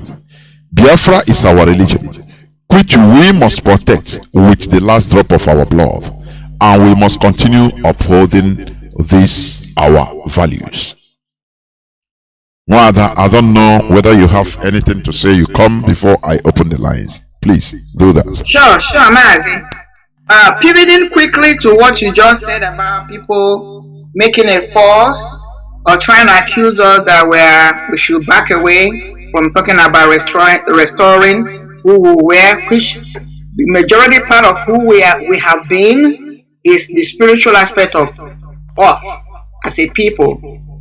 Now, the argument I will have for such individuals will be this: the Muslim religion is what the Arabs, make no mistake about it, whether you call them Fulanis or what. Fulanis, their original religion was not Muslim religion. This Muslim religion was what the Arabs used in conquering them. So what argument I'm making, that religion has always been a powerful tool to colonize or overwhelm another set of group of people. as we continue to observe, is the same religion that the Fulani oligarchies in Nigeria are boldly using, both in governmental level, structurally, soft methods, which is some of these things you reference, which is like coercing people, giving them loans, or trying to coerce our people stupidly, from their perspective, to give up our lands.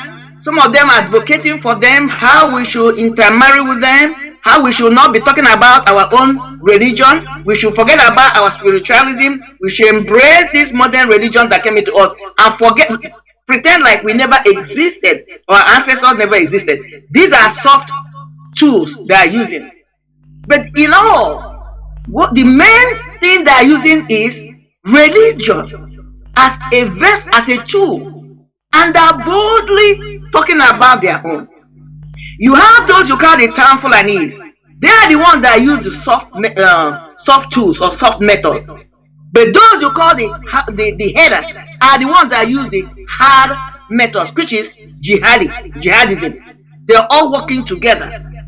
Because when you pay attention to the structure of the Buhari administration, all the prominent key positions are not just given to the Northerners, they were given to the Fulanis. And I can challenge us if you go, because when we talk about Fulanis, they are Muslim, because they try to come under the umbrella of Muslim. But when you come, Muslims have different factions. I can tell you the particular people in this Buhari's administration are those from his side that that practice their own kind of a Muslim religion. So these people, what they use is the soft method. But they support those who are using the hard method, which is the headers. What the headers do is when they go in, sack a community, when they go in, displace a community, these town Fulanis who are in administration will be the ones that will use their power to change the name of that community, to rejuvenate that community with their own people. They are all working in cahoots. Those ones in the town, they call them the town Fulanis, will be the ones that be working with our misinformed and misguided elites, using them because of their gullibility to continue to make inroads in our society and communities. So my argument is, if religion, this foreign religion, which of course the same thing Christian religion did to us, why is anybody challenging us that we should not go back to the originality of who we were, and to bring awareness to our people, to let us know who we were and the potential of what we can be? Again, another argument you brought here, Mazi, was when we talk about Biafra. When Mazi started talking about Biafra, they were making it and looking at it, something that Mazi was just trying to bring. That is why when you use the word restoring Biafra, it carries a more understanding or accurate understanding to what we are doing. We are not fighting for Biafra. We are not fighting to bring Biafra, because when you use that word, it sounds like we are trying to usher in something new. We are restoring something that existed. I've heard of Mazi on one or two of his broadcasts, where Mazi challenged somebody who came and was talking about this one Nigerian. Mazi asked the person this poignant, important question: how old is Nigeria at then, even now? And then he said, most of us, most of our parents living today are older than Nigeria. So what are you talking about? A lot of them were not, even some of the people that are running around now claiming that they're the leaders of, trying to give us that is why you see that nothing is working in Nigeria. These people were born before the independence, because you have this, like Jagaban, how old is he? Even though he's lying, but let's go with the age he's claiming to be, 70 something. Atiku, 60 something. Take all of them, they are all older than Nigeria. So the truth is that when they were not born as Nigerians, how can they claim to be Nigerians? They're only Nigerians by naturalization. They are not Nigerians by birth. So what we're arguing here is that, what I'm trying to argue here, that Biafra had existed before the so-called Nigeria was instituted. All we are asking is, let us go back. Let us restore who we were. Just like I'm going to say what I'm saying now for our Christian brothers and sisters. When Yeshua came in, he said, I came to correct the crooked ways, make it straight. That's what we are doing. We want to correct the errors, the mistakes. Somewhere along the line they were made. That's what we are trying to correct. That's what Mazi, the job of Mazi, who has sparked this fire, for us to restore who we were. Are there going to be evolution? Yes. Are there going to be rejuvenation? Yes. But let it be according to our own belief. Let it be according to our own decision, not something imposed to us. And when I speak about this, I am talking about from spiritual point of who we are to the whatever you call it. Every aspect of our culture must be subjected to what? Evolution, rejuvenation, because that's the only way we can emerge and be able to compete with the rest of the world, whether it is technology, whether it is science, because just like what I brought up today, our ancestors started all this. He brings me to a place where one of the questions that was asked last Sunday was, what is the template of our culture? That question was raised last week. What is the template? And I'm going to bring it here, and I'm going to use that to conclude. One or two statements I'll read. It says, oral tradition. Igbo language remained an unwritten one until the 1800s. For this reason, it says, Igbo tradition, history and customs were passed down verbally for thousands of years. This argument here is for whoever is asking what is the template of our culture. Because when that question was raised, it sounded like we had no culture. That we just fell from nowhere. We never existed. Our ancestors never created a system of society. What I'm reading to us are scholarly research articles. You can check them. You can type in, Igbo oral tradition. When I invoke the word Igbo, I'm using Igbo as a study case to argue on behalf of all the Biafrans. I'm using this as a study case, as a case study, I meant to say, to argue on behalf of every other indigenous people targeting Biafrans. He says, for this reason, Igbo tradition, history, and custom were passed down verbally for thousands of years. These were how informations were passed down. Even in the Bible, if you go to Old Testament, when you're talking about the informations Moses had, you can agree with me that all the stories you have or you see in Old Testament predated, if you go back in time, predated the time Moses existed. Even the story of Job, when did it happen? When was that? Because of the story of Methuselah. Melchizedek, I meant to say. Methuselah, Melchizedek, all those people. Moses was not born. The story of Adam, I'm talking about just following the story of the Bible. The story of Adam, the creation of the earth, Moses was not there. But Moses wrote those stories. The question you ask yourself was, how did he came to have these stories? To pen them down. I mean, according to the Bible, he's the originator of the story. Whether he wrote them down or he passed them down to those who wrote it down. Because we must argue, Moses grew up in the house of Pharaoh. But because information at that time were orally passed down according to all the custom and all the community that existed then, our ancestors did the same. And remember, everyone started from Africa. He says, they were passed down through history. We say history and customs were passed down verbally for thousands of years. Folklore is an integral part of their lives and takes on a variety of forms such as ritual incantations, proverbs, myths, legends, chants, and music. Folk stories are told to explain neutral phenomena and the evil view of the world. Some of these stories tell of folk heroes, legends, war, tales, and life lessons. These are the templates of our culture. Because somebody asked the question, that's why I'm bringing it. Because I said what I came to do today is rebuttal. We have a template. Our ancestors passed this thing. That was why in those days, I remember when I was growing up, Every evening after we finish dinner, one of my uncle, we call him Jojo, he will sit down and he was telling us all these folk tales about, you know, of course, the most personality in all the folk tales in Igbo folk stories is tortoise, Nnamdi. You know, these things share some of the ways we are reasoning. Metaphors, proverbs, these were the way they pass things down. But look at where we are today. A typical Biafran child now does not know what folk stories are. You speak to them, you speak in parable. They don't even understand what you're saying. I remember when I was growing up, like I said at the feet of elders, there are this saying that that is proverbs is the oil that greases arguments. That's my own interpretation of it. So, what are we saying? Our ancestors started it all. They knew much better than they did a whole lot. We cannot negate them. We cannot discount them. Whatever we are doing today, we are just a build up on what they started.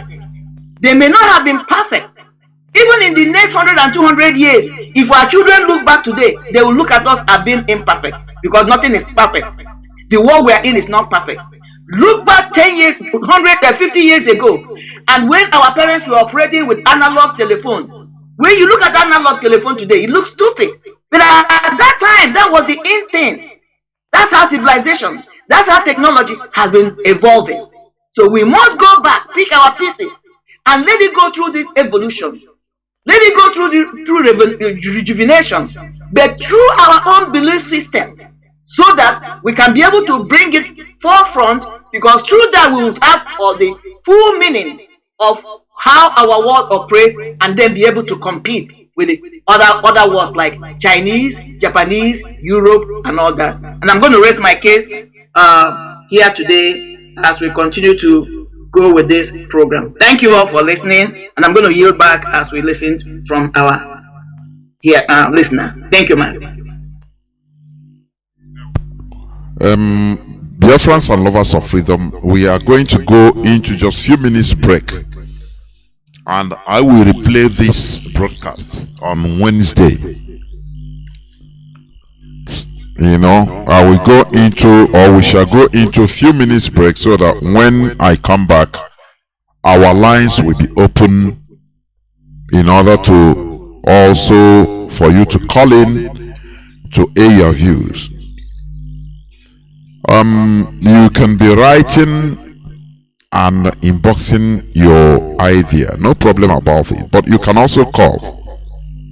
That is it. You can call and air your view. There is no problem about it. This is a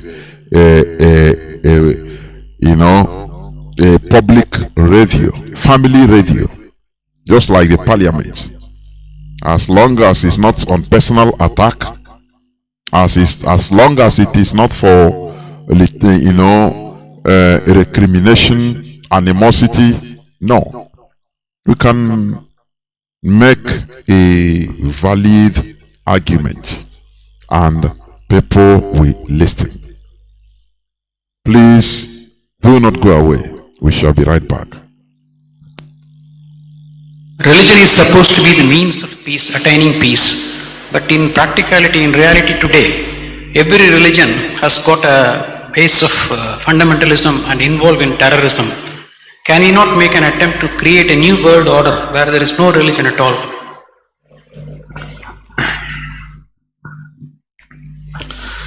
Now,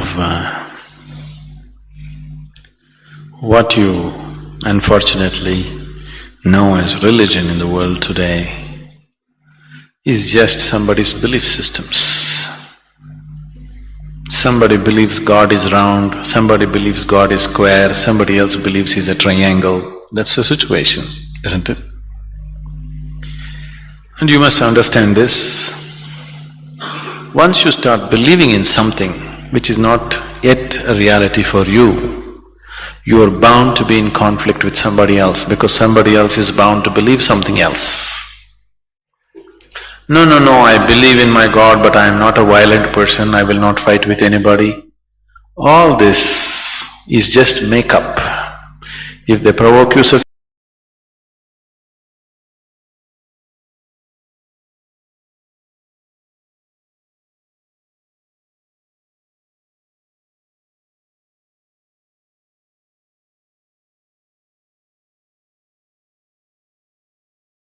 Let's say you believe God has 4 hands.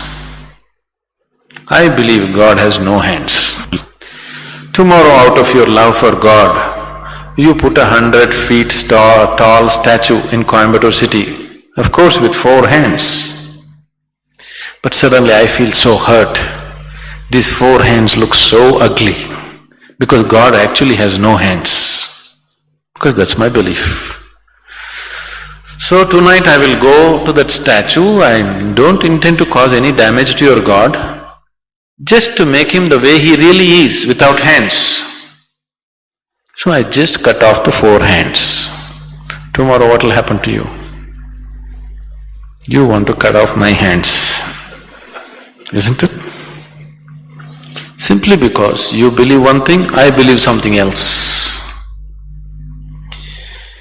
As long as people believe in something, conflict is inevitable.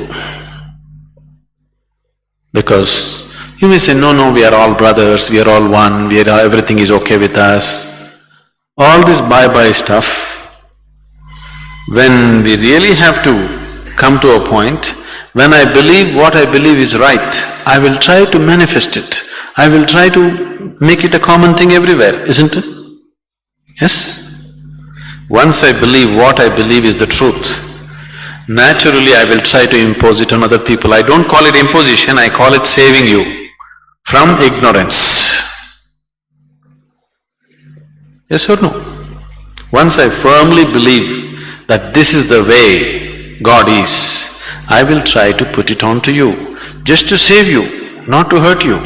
But you will get hurt, because any imposition hurts. When you resist, I will use other methods to put it into you, whatever those methods are. Sword has been used, money has been used, every kind of inducement has been used, isn't it? Simply because I believe one thing, you believe another. Religion is not about belief system. All religions started as a method to turn inward. But it's an inward step. An inward step can be taken only by an individual, isn't it so? It's a very intimate thing, something very, very concerned with only with you, nothing else to do with anybody else. But when people try to organize this inward step, naturally it gets distorted.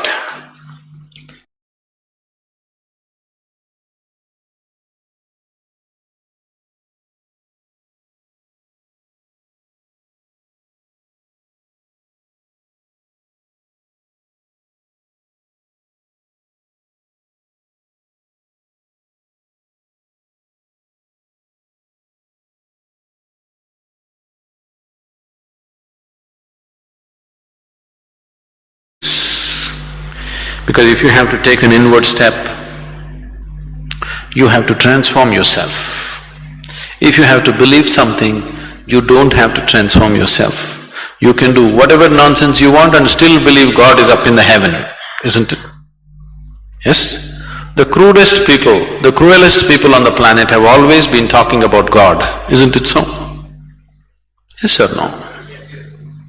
All the warmongers in the world have been talking about God, isn't it so? And God has been helping them. See, the moment you believe something, you have a new kind of confidence. That's the biggest problem. When idiots become very confident, the world is in danger. An intelligent person is constantly hesitating with life. With every step he wonders whether what he is doing is okay or not. But a fool has absolute confidence. And when his stupidity gets stamped by God, that's it. No looking back. Just can go on doing the most idiotic things without any problem about it. The very nature of your intelligence is such that if you do something stupid today, tonight your intelligence will bother you, why did I do this? Isn't it so? But if you get God's stamp on your stupidity, you don't have to turn back and see. You can do grossest things on the planet and not bother about it, feel very proud that you're anyway going to go to heaven because you did all this nonsense. There is no experiential dimension, you're just believing something. Once you believe something, your belief and somebody else's belief are bound to clash somewhere. The conflict in the world is not between good and evil, please see this. Though people always claim it is so, it is not true. It is always one man's belief versus another man's belief. So religion has become a problem because we have reduced it into just a set of beliefs. If it was experientially true that you really felt God, then could there be conflict? There is no such possibility, isn't it? But because you're growing from a belief system, you're not willing to make the effort of going beyond what you have gathered from others and looking at life by yourself. That is why there is conflict. If you do not know, there will be no conflict. If you know, there will be no conflict at all. But when you pretend to know, there is bound to be conflict. Welcome back. This is Radio Biafra Hausa service coming to you through Radio Biafra London. My name is Mazi Jonathan Chinedu from Olu province of Biafra London. With me here is one other Marian T. Haida. We are here today being the 21st day of January 2023. Obochi Orie. Today is Orie Day. I welcome each and every one of you back. We are back onto this hallowed platform. As I said, I will repeat this program on Wednesday. Therefore, our lines are now opened and our direct line is +1 213 328 6224. I repeat, +1 213 328 6224. Our WhatsApp and Signal line is +61 405 142 547. I repeat, +61 405 142 547. You can call us even if you have opposing view on what we are saying. You are free to call, but make no mistake about it. When you call, be cordial and civil as usual. As Biafrans, even if you are not a Biafran, you can call and give your view or raise up your opposition on the points we make. The only thing I don't like is calling to attack somebody or warning us. Just look what you do. I have to warn you here. I don't like it. Stop it. You know, that is not. There is no more debate. You call to warn. So that is what I will not condone.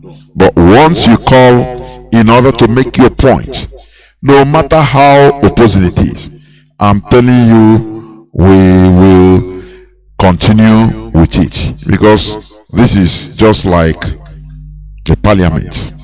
You understand? I have a caller already.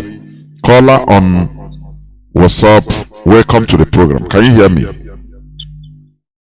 Yes. Hear you loud and clear.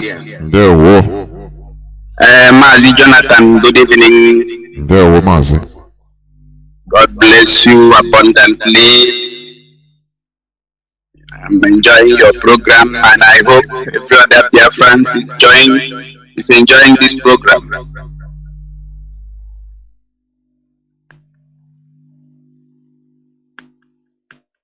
In fact,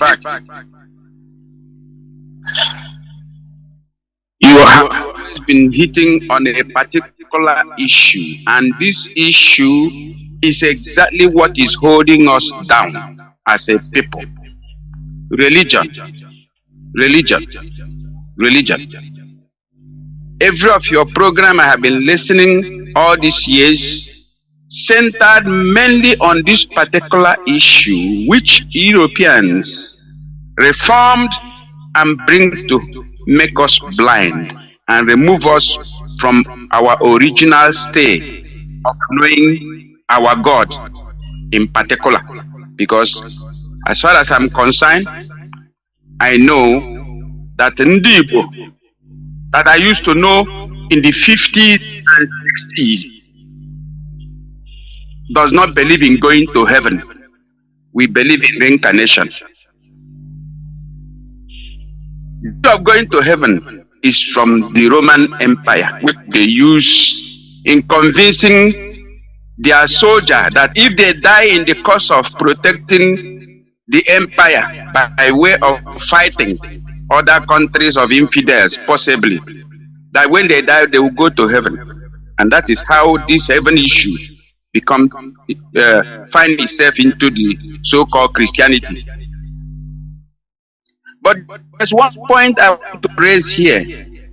That point is, we Biafran should understand one fact, and that fact is, we are not fighting against the Fulanis.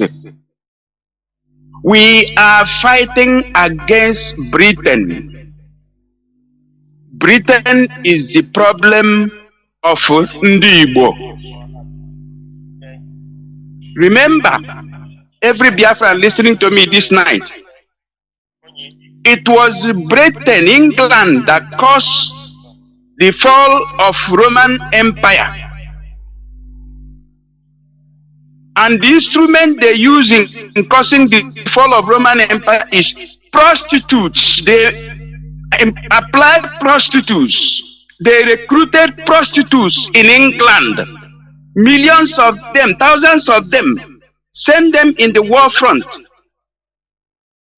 to go, and because they first and foremost learn the secret of the Roman Empire soldiers, their weak point, and they discover they love women, and they recruited all prostitutes in England.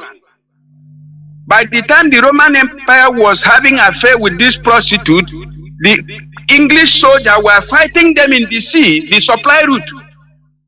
At the end, this prostitute disarmed the Roman Empire soldier, and from there they entered Rome. That was the end of Roman Empire.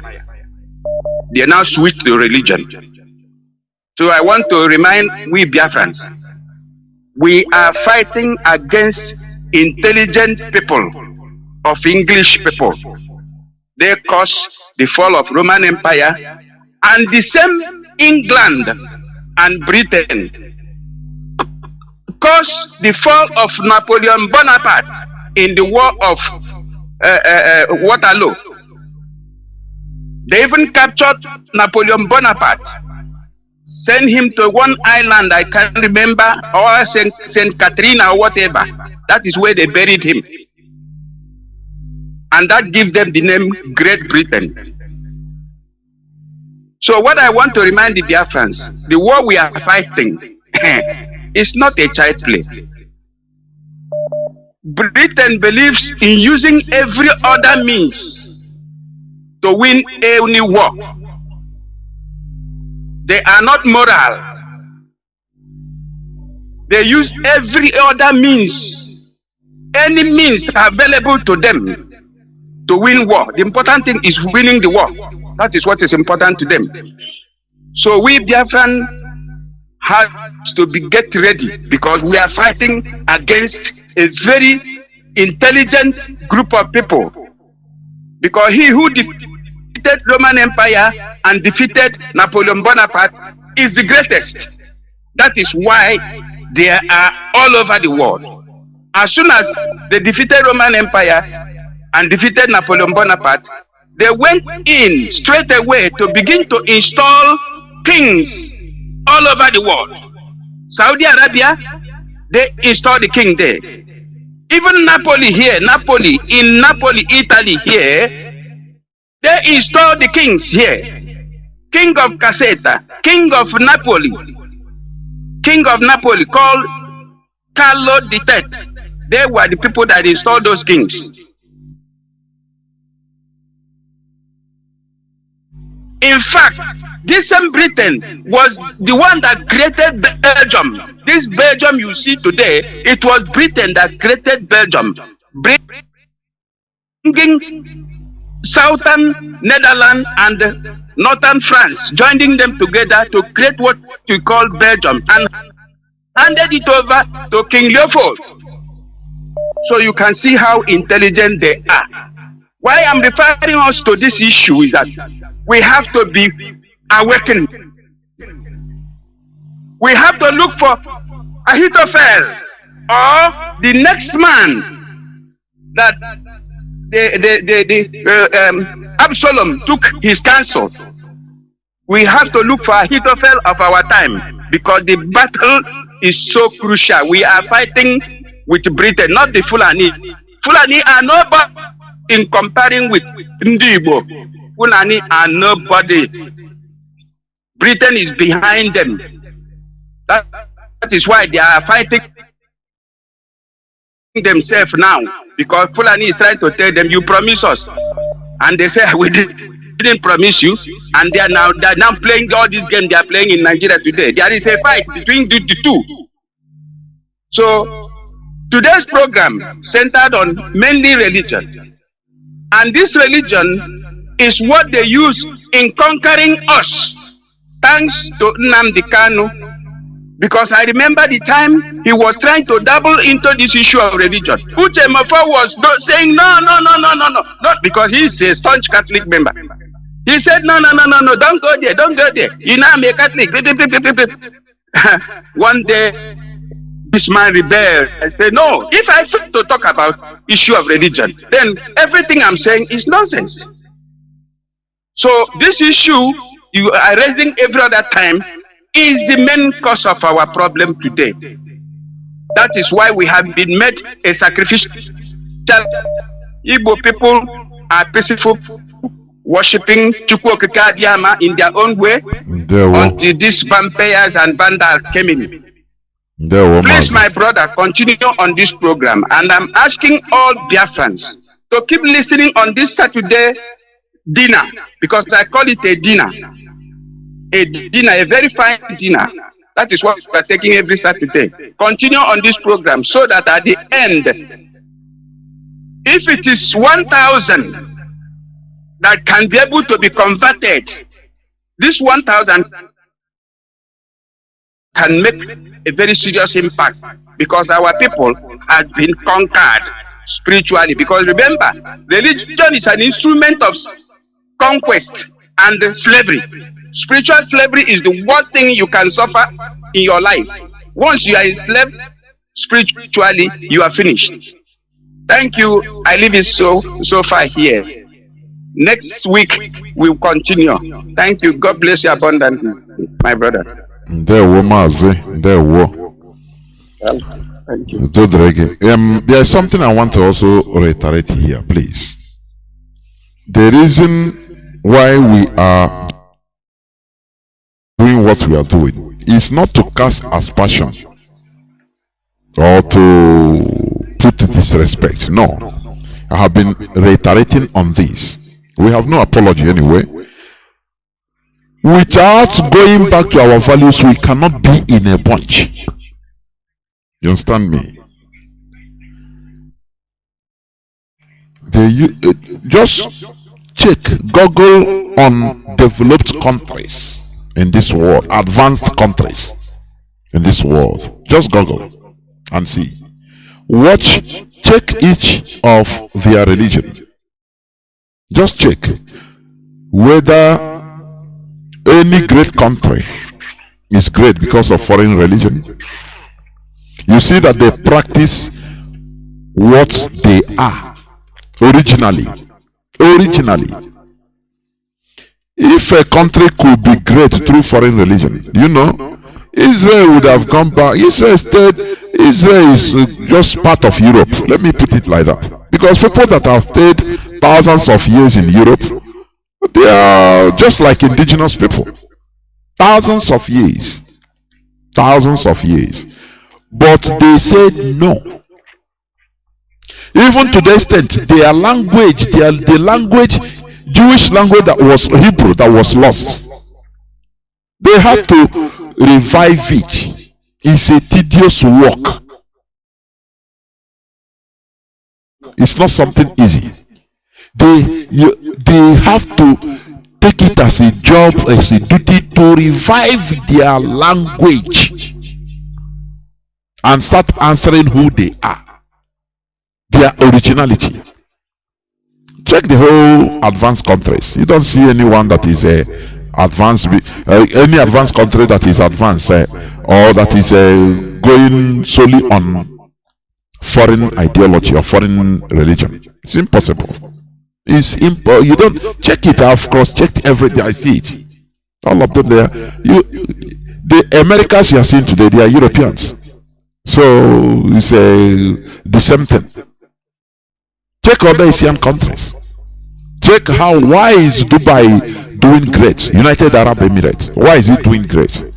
Because they are original in their own home culture, home tradition, home values. That is it. So without having, without this going back to our values, we cannot be together as one people. Impossible. Because other foreign interruptions will be there.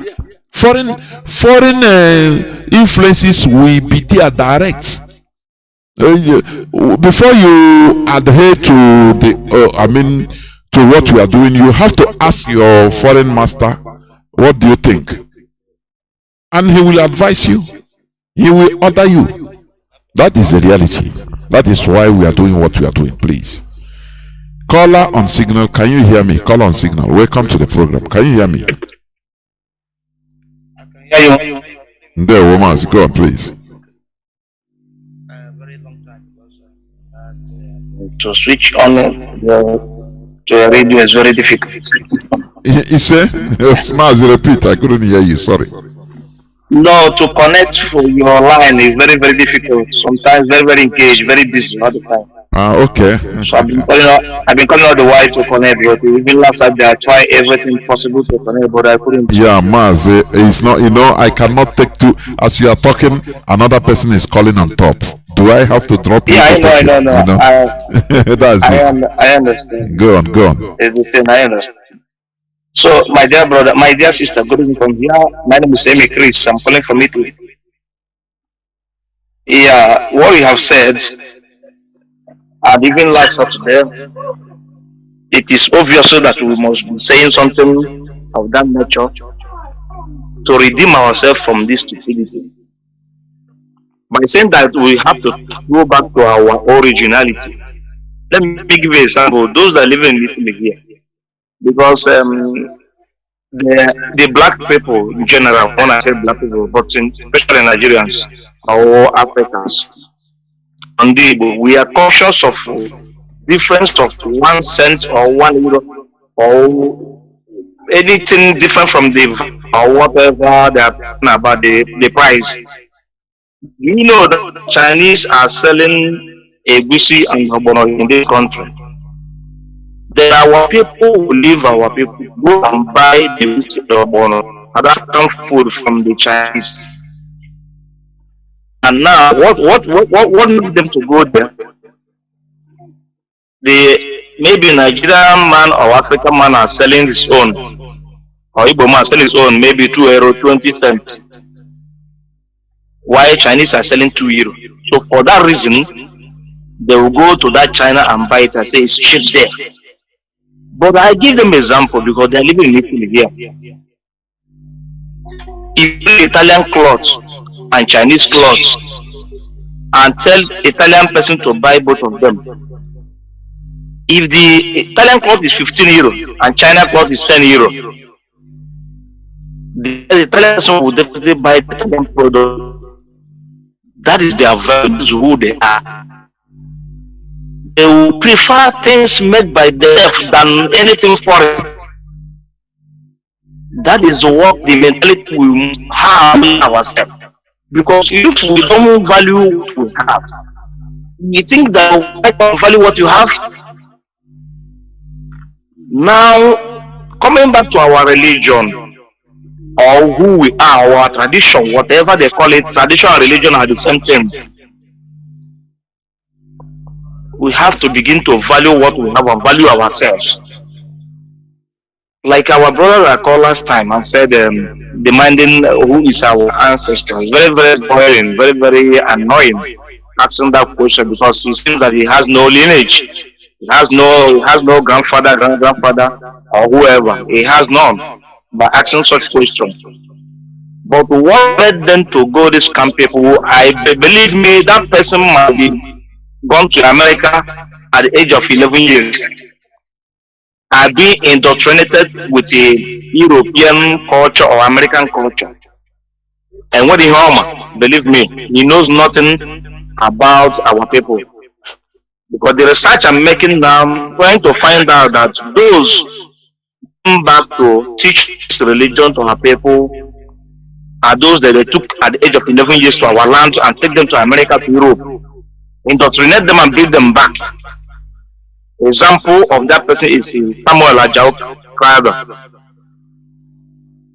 One of the persons they took from who translated Bible in Yoruba language. So this is the kind of people they took. If you go research, you get out that Mazi, most of the people they took, you are completely right. You are completely right. It's true. It's a historical fact. Yeah. It's not something you make up. Go on. Yeah, I didn't make it up. I'm just saying the fact. So now, these people, when you read about the Ajao Crowther, you see that even his father and his mother during the slave taking, capturing the slaves, they burned the house and took him. They took him from there and took him to Sierra Leone, from Sierra Leone to Europe, and they teach him for over 20 years. They brought him back, and he began to missionary to his people. And they tell me, a child of 11 years, what do you know about he's not the custodian of the family, or he has no knowledge of the family at that moment, rather the father. But they took him at the age of 11 years and go inside Europe and indoctrinate him. We have read many books about those that, even those that talk to us English, even those that they translate English to us, some of them we are taken from our land and bring them to Europe and teach them English. They bring them back. Even some militaries, those Ojuku study in Sandhurst. So the reasons of all this thing is to indoctrinate them for their culture of the Europeans, so that it will have soft landing to change the mentality of that. Is exactly what they did that led all this problem that we are so talking to these elderly men, especially now, 5 years now, 80 years now. Some of them at this age, when you talk to them, they tell you that they will begin to speak English language, telling you that they study this, they study. I have wrote on my Facebook, if you come to me and define yourself as a PhD holder, and I will speak first, because that is not what I want from you. That is, I have told people, if you come to my place to introduce yourself as a normal person, if you claim or your PhD or whatever, to be honest with you, I will speak on your face. So this is the kind of problem we are facing. So this our brother you don't have. Believe me, if you go and research, you will see that he traveled to America at the age of 10 or 12 or 15 years. So that is why he asked that question, because he knows nothing about us. So this is where we begin to work hard. And this program, I believe we will continue this program to talk to our people so that we will change. That what they brought to us is not real. Stop going to church. Since I have asked him questions, tell me the reasons of changing that name of Yahushua. And all the whole apostles are the Jewish people. The 5,000 people filled with are the Jewish people, none are the Europeans. But they told you that they don't believe in Messiah, and they believe. And today, those people, after many years of the slavery in the Jewish, they came back and maintained their Jewish culture because they know their culture. If we miss our culture, where we find ourselves, and we have missed it almost, if not that our leader came. For the past 5 years now, we have been coming back small, gradual. Nobody identify us. If you call and speak Igbo now, somebody say, don't speak Igbo here. There's no more in the system. If you want to speak Igbo, speak Igbo. And that is upgrading our value. It's part of it. Thank you, Mazi, and God bless you. There were. And Mazi, do you know that even the Jews, they lost their language? What we are doing today is what they did. They lost even their value, their culture, their language. Just the same thing we are doing today. If you know, come and tell us. So, if you know, come on. One person, Eliezer ben Yehuda. It wasn't his original name. He was a Russian, but of Jewish origin. When we say Jewish origin, his maybe his great grandfathers, his ancestors migrated to Russia for since maybe more than 1,000 years. So they didn't understand even their this. They lost everything until now. They started just like us are doing, making mistakes. I mean the Jews going back, they lost completely their language until one person, Eliezer ben Yehuda, started cut and join. Going to liturgical, that is their Hebrew language they used to pray, which they don't even understand, only recitation, and started cutting, making researches about joining languages, joining words into words, the way he understands, until it they form it as a language. So the Jews, they did it like this, only for them to go back to their roots. That is what that was the when look, if we restore Biafra without understanding our roots before God and man, I think we will regret it. We will regret it. But once we go back to our roots and start understanding, yes, we are a people. No person, because of any religious influence, we come either Christian or Muslim, we call his own fellow Biafran unbeliever, infidel. You know that, yes, we have started. Yes, we got it. But as long as you see an Igbo Muslim, we call his own Igbo, align himself with Fulani, to call his fellow Igbo, Igbo brother, an infidel. You see, in Sobode, you see a Christian Igbo that we connive with others because he's a Christian now. Or unbelievers, which is also infidels. Know that we have many things. I can defer. Honestly, that is what we are doing to stop all these things, all these divisions. That is what we are doing. I have callers that are lining up. Mazi, quickly. Go on. Can you hear me? Yes, go on. Yeah, quickly. I want to pivot to what Mazi Amy Chris said. Mazi Amy Chris, I know probably you're off the line. It's always good to hear your voice. How are you doing? Happy New Year. Quickly, Mazi, that example analogy he gave about Egusi, people, the Chinese selling Egusi, how we do not appreciate our own, even though it's a whole argument with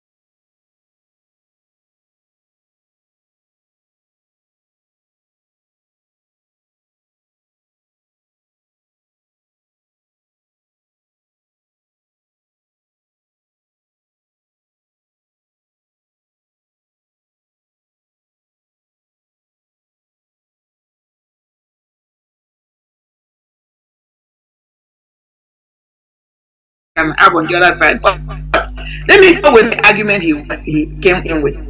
Mazi, you know, I had when we do this program, I hardly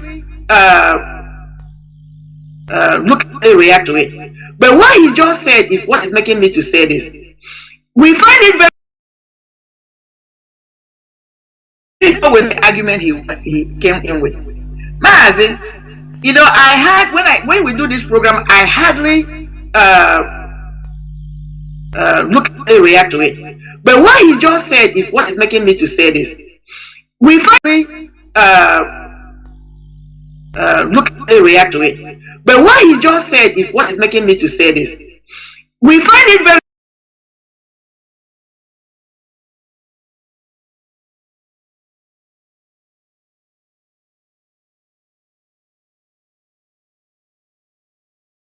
need to be on this platform. Mazi, please, I just needed to bring that in. That's the problem we have. But this person can pray and reverence and defend Jesus Christ or Yeshua, they don't know. But in their own presence, somebody that is agitating for their welfare, somebody that is in detention, tortured, almost killed, continue to be tortured because of you and I. You can't see him as your savior. Shame on that individual. Mazi, go ahead. Caller on direct line. Welcome to the program, Mazi. Can you hear me?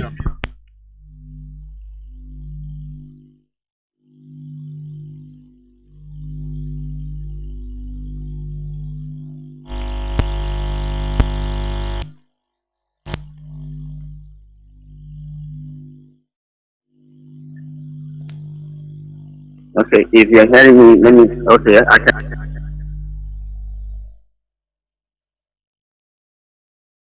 Good evening. Yeah, thank you so much, sir. Good evening.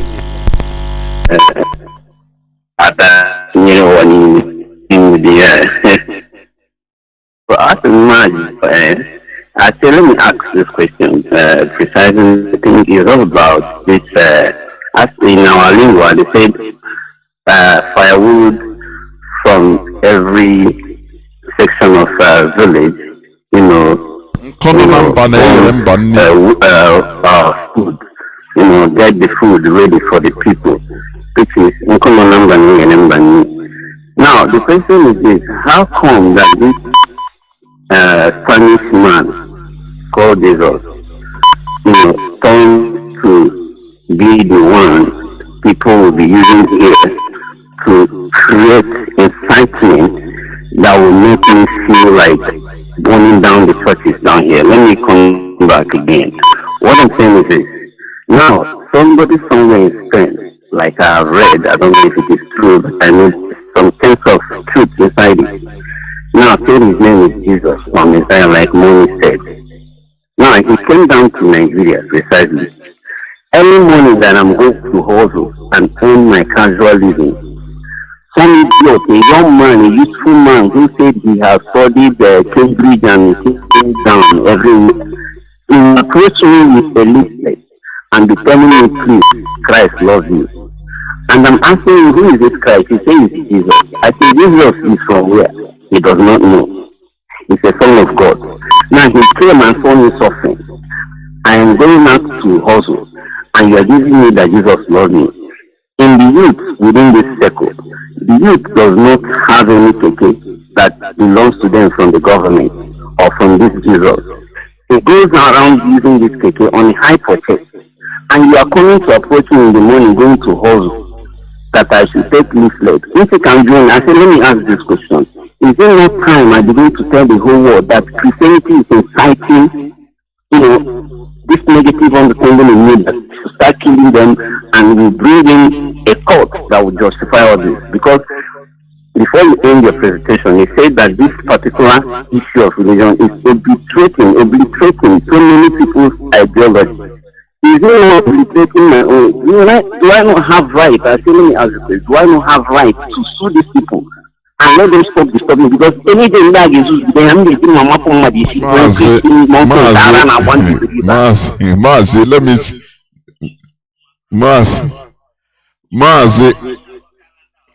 Mazi, listen. Can you hear me? Yeah. I always tell you, talk without concluding with emotion. That's the thing.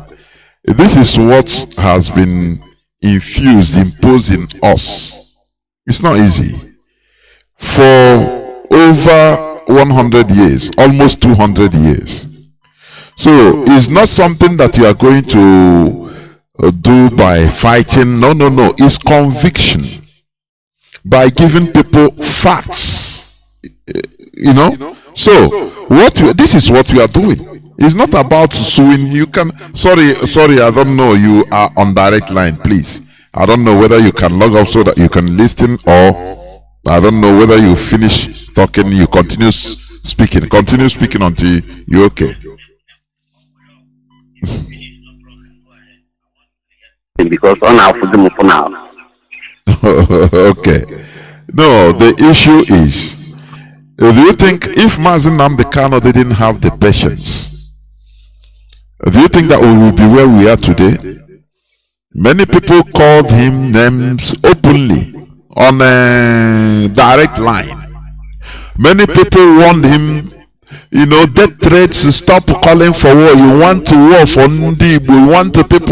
You want Ndibo to be slaughtered and killed. Leave us in our slavery as we are. At least we can be eating cucumber. It's like this, but he continued. And today, many people are keying in. So it is a matter of, ideology. You can never stop it, or you can never remove it with a brutal force. It's impossible. That is the reason why, even Christianity that you are seeing today is propagated by the Romans. It's not any person that is telling you, oh, it's Israeli thing. No. He originated from the Roman Empire. Without Roman Empire, there will be nothing like Christianity as a separate religion, because it is part of Judaism. So that is it. So the way we have been subjugated mentally into this. That is also the way we are going to convince our people, by conviction, bringing out historical facts to prove us right what we are saying. That this thing that they give us is not what it is not what they told us. There are lies upon lies, and the motive of those lies is to do what? To conquer us mentally. So we continue consistency. That is it. There were. Thank you. There were. Caller on. Let me see who was there first. Oh, caller on WhatsApp. You have been there 24 minutes. Caller on WhatsApp. Welcome to the program, Mazi. Can you hear me? I can hear you, Mazi. There, Mazi. Welcome to the program. Thank you very much, Mwachineke. May your day be long. May your day be long, Mazi Jonathan Chinedu. May your day be long, Wanda Miriam. May your day be long. All Biafrans all over the world, the genuine ones, those who know the importance of freedom. Ariben Mazi Miriam Walugo. I'm calling from United Arab Emirates. First and foremost, I want to tell the youth of the zoo called Nigeria, the youths that made up that evil contraction called Nigeria, especially in Biafra land, to know that these evil politicians will use you to achieve their selfish aim, to serve their Fulani terrorist caliphate. After you help them to kill your own brother or sister, to burn their house, to destroy their property. After, they will come back to you. I thank Chukwuka Adama for the last time that this mortar in Ebonyi State, in the name of devil might, that if you think after serving your enemy and kill your own brother and sister, if you think that they will not love you, they will turn back and kill you too. And that is what will happen to all of you. If you people didn't repent and fight for your own freedom, because you don't know that you are a slave. Stop helping all this Upaja. This antique way of our time, this Ifajun of our time, Hope Uzodima and Co. Now all of them that put us in this mess today, all of them have died. Antique way have died. Iwayan have died. All of them have died. And we are still suffering. When we see the Messiah of our time, Nnamdi Kanu that came to liberate us, why can't we support this young man to liberate ourselves from the slavery that we find ourselves in that evil contraction called Nigeria? All the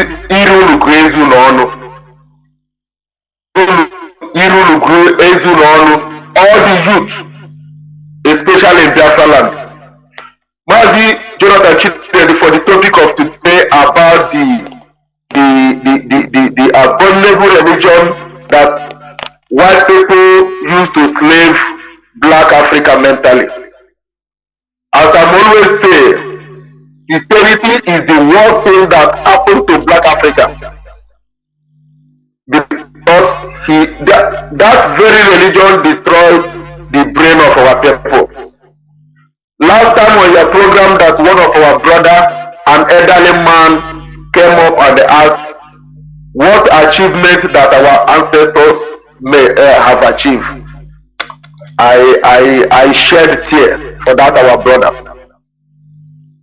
That land that we are trying to restore today is our ancestors achieved it.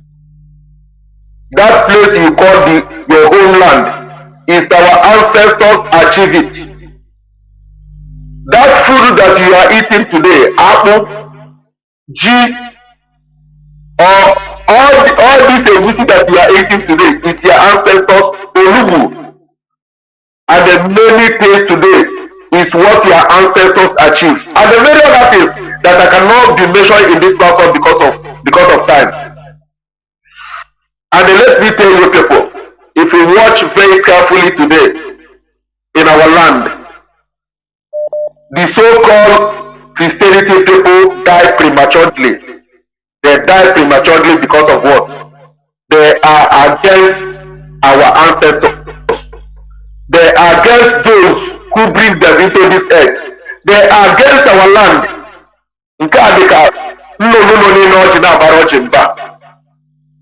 That is why all of them die prematurely. My dear people of Biafra, listen very well before I drop the mic. The worst thing that happened to Africa. Christianity is the worst thing that happened to black man. It's area that everybody open his or her eyes. So that we will break ourselves, because there's no any good thing that this religion brings to black Africa than hatred, discrimination, selfishness, and cowardice. This is the only thing that this religion brings to black Africa. Hatred, discrimination, cowardness.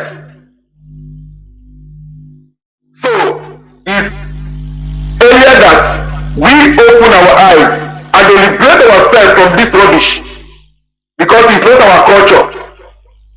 It's a part of slavery that white people use to slave us mentally. Okay, now they will tell you that Jesus, the power in the heaven and the on earth belongs to Jesus. That who is in you is greater than who is in the world. No evil fighting against you shall prosper.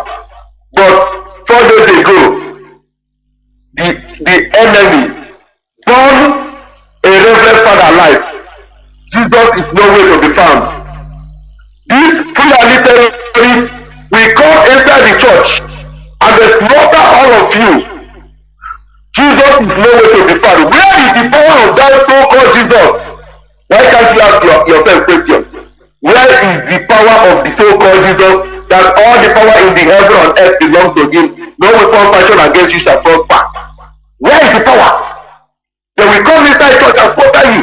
They burn reverend for their life. Jesus is nowhere to be found. They behead the leader of the camp last time. Jesus is nowhere to be found. Why are you people deceiving yourself for this rubbish? Why are you people deceiving yourself? You black African love a foreign thing more than your own. If you hate your own language, our people hate their own language. If any child today speak Igbo in their family, their mother will be shouting, don't speak Igbo again. If I hear Igbo from us again, I will kill you. Stop speaking Igbo. Speak English. And also our way of life, with our tradition, you saw it as evil. And that is why we are suffering in the world today. All over the world, this is the reason why we are suffering. Are you better than China that are practicing their tradition? Are you better than Japan that is practicing their traditions? Are you better than Japan that is practicing their traditions? Are you better than Russia that is practicing their tradition, speaking their language, whether you want to hear it or you don't want to hear it? Anytime the president of Russia wants to address the world, they will use their language. Now today we don't have any secret again. We don't have any secret again. All we speak is English. British language. You don't know it's a part of slavery. Let me tell you before I drop my mic. If we don't restore the brain and the mentality of our people back to the right track, we will have a nation that will be worse than Nigeria. Let me tell you the truth. This struggle has come everybody level of the mentality that our people have. Mazi, that you are the one that made us. Thank you. My argument remains. The most important thing in this, upholding our value is this. So that we will know and understand ourselves and become one people that we are. Because these foreign religions divide us. Why are we fighting against Islamization? Why? Go and meet a Igbo called Muslim. He's a brother. He pays allegiance to his religion, to the caliphate, more than to his own blood brother that is not a Muslim. That is the reality. That is the danger. You have divided allegiance. That is it. And we don't need it in this our struggle. We don't need it. We need our value that binds us together. Binds us together. Once we restore Biafra with this value as the bedrock, we can accommodate any other. If you want to come and start worshipping or anything, that is your problem. But we have the ground already. That is the idea. Because something must be the bedrock. Once we have that bedrock, solidarity as a people, we understand our values. Now we accommodate anything, any other thing, but it will be respecting, subject to respect to our value. That is it. Caller on signal, please hold on. Let me see whether I can take this caller on direct. Caller on direct line. Can you hear me? Caller on direct line. Can you hear me? You are talking to I don't know who. Can you hear me?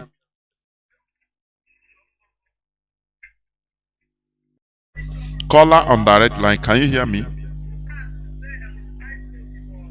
Caller on direct line. Can you hear me? You are talking to I don't know who. Can you hear me?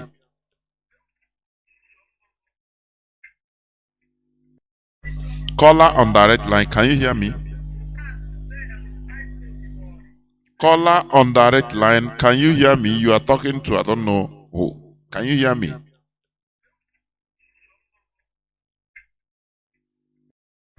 Caller on direct line, can you hear me? Caller on direct line, can you hear me? You are talking to I don't know who. Can you hear me?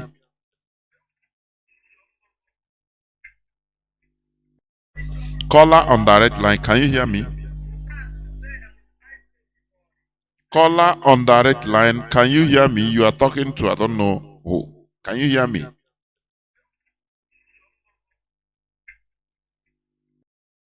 Caller on direct line, can you hear me?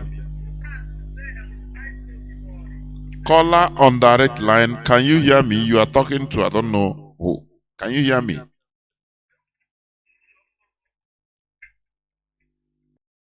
Caller on direct line, can you hear me? Caller on direct line, can you hear me? You are talking to I don't know who. Can you hear me?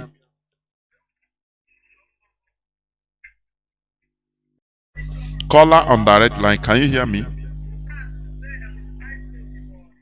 Caller on direct line, can you hear me? You are talking to I don't know who. Can you hear me?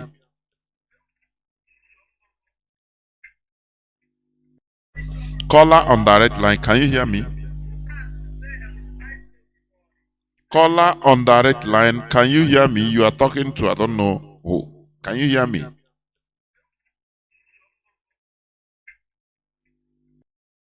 Caller on direct line, can you hear me? Caller on direct line, can you hear me? You are talking to I don't know who. Can you hear me?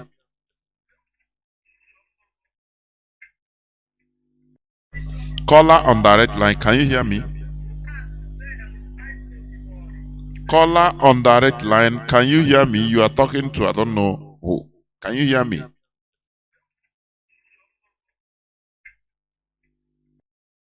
Caller on direct line, can you hear me? Caller on direct line, can you hear me? You are talking to I don't know who. Can you hear me?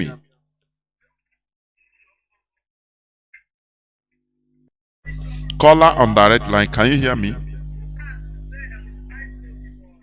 Caller on direct line, can you hear me? You are talking to I don't know who. Can you hear me?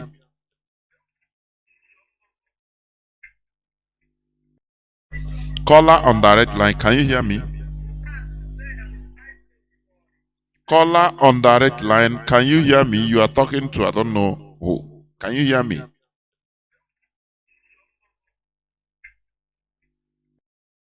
Caller on direct line, can you hear me? Caller on direct line, can you hear me? You are talking to I don't know who. Can you hear me?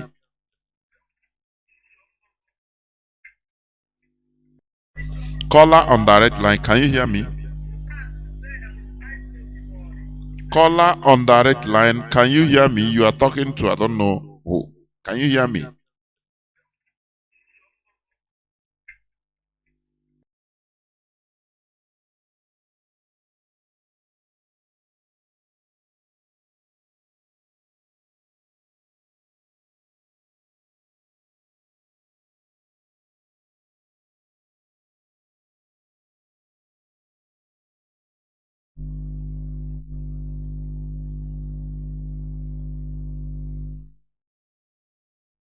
In depth of your research, then I must have to commend you, Professor Jonas, because the tax that you have chosen is where our problem lies, and we must have to discuss it. Because if we don't discuss it, we finally march into the land of Biafra with polluted mindset, and these are things that we never want to happen after all this suffering.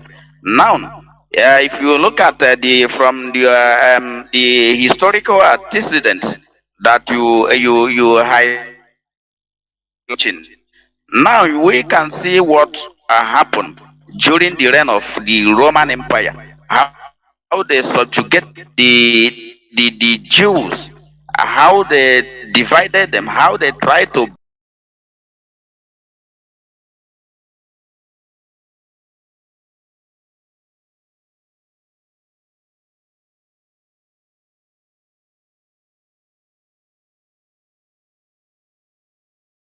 bribe them.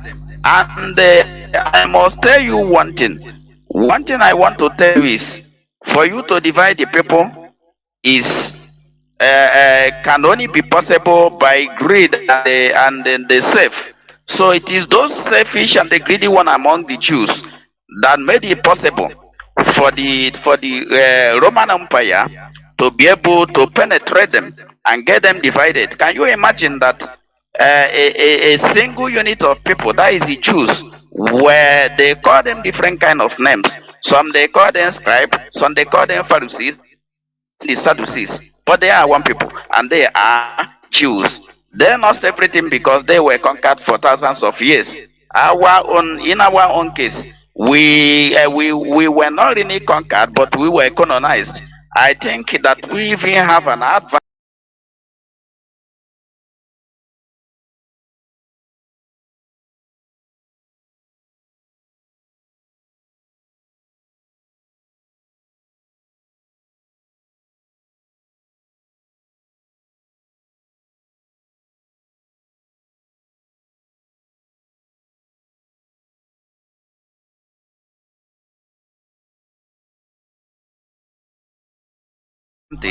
over what happened to our Jewish brothers.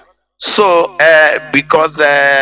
but one unique thing about them is that when they wake up, they were able to realize themselves, and even the lost language, which is the Hebrew, they were able to get it back.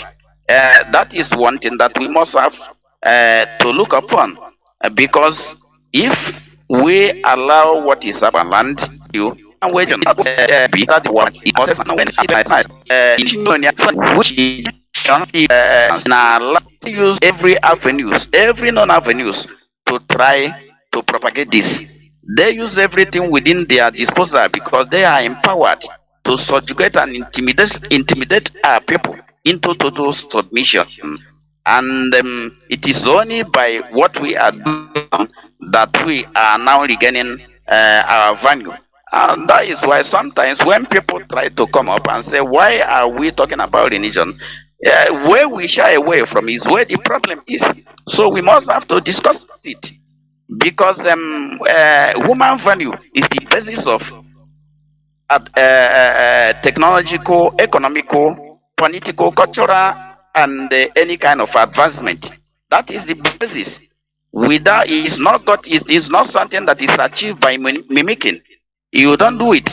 It is not something that is achieved by trying to. It doesn't matter how you speak English language. You are not an Englishman.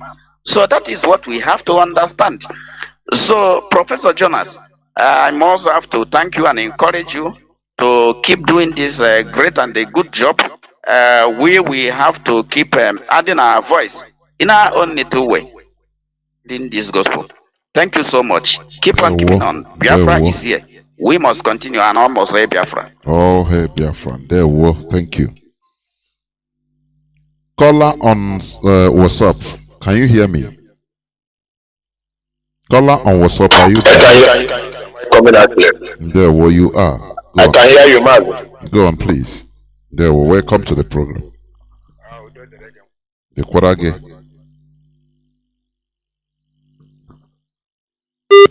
Go on, Mazi. Oh, reconnecting.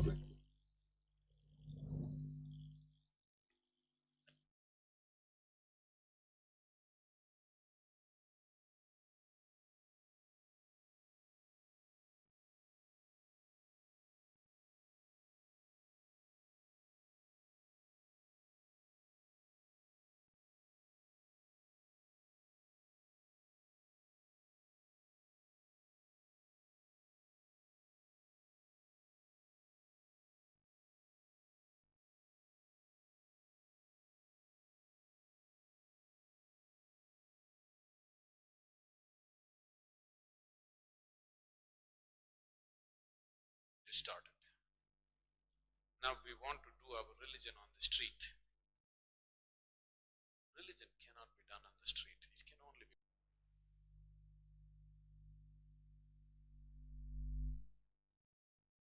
distorted. Now we want to do our religion on the street. Religion cannot be done on the street. It can only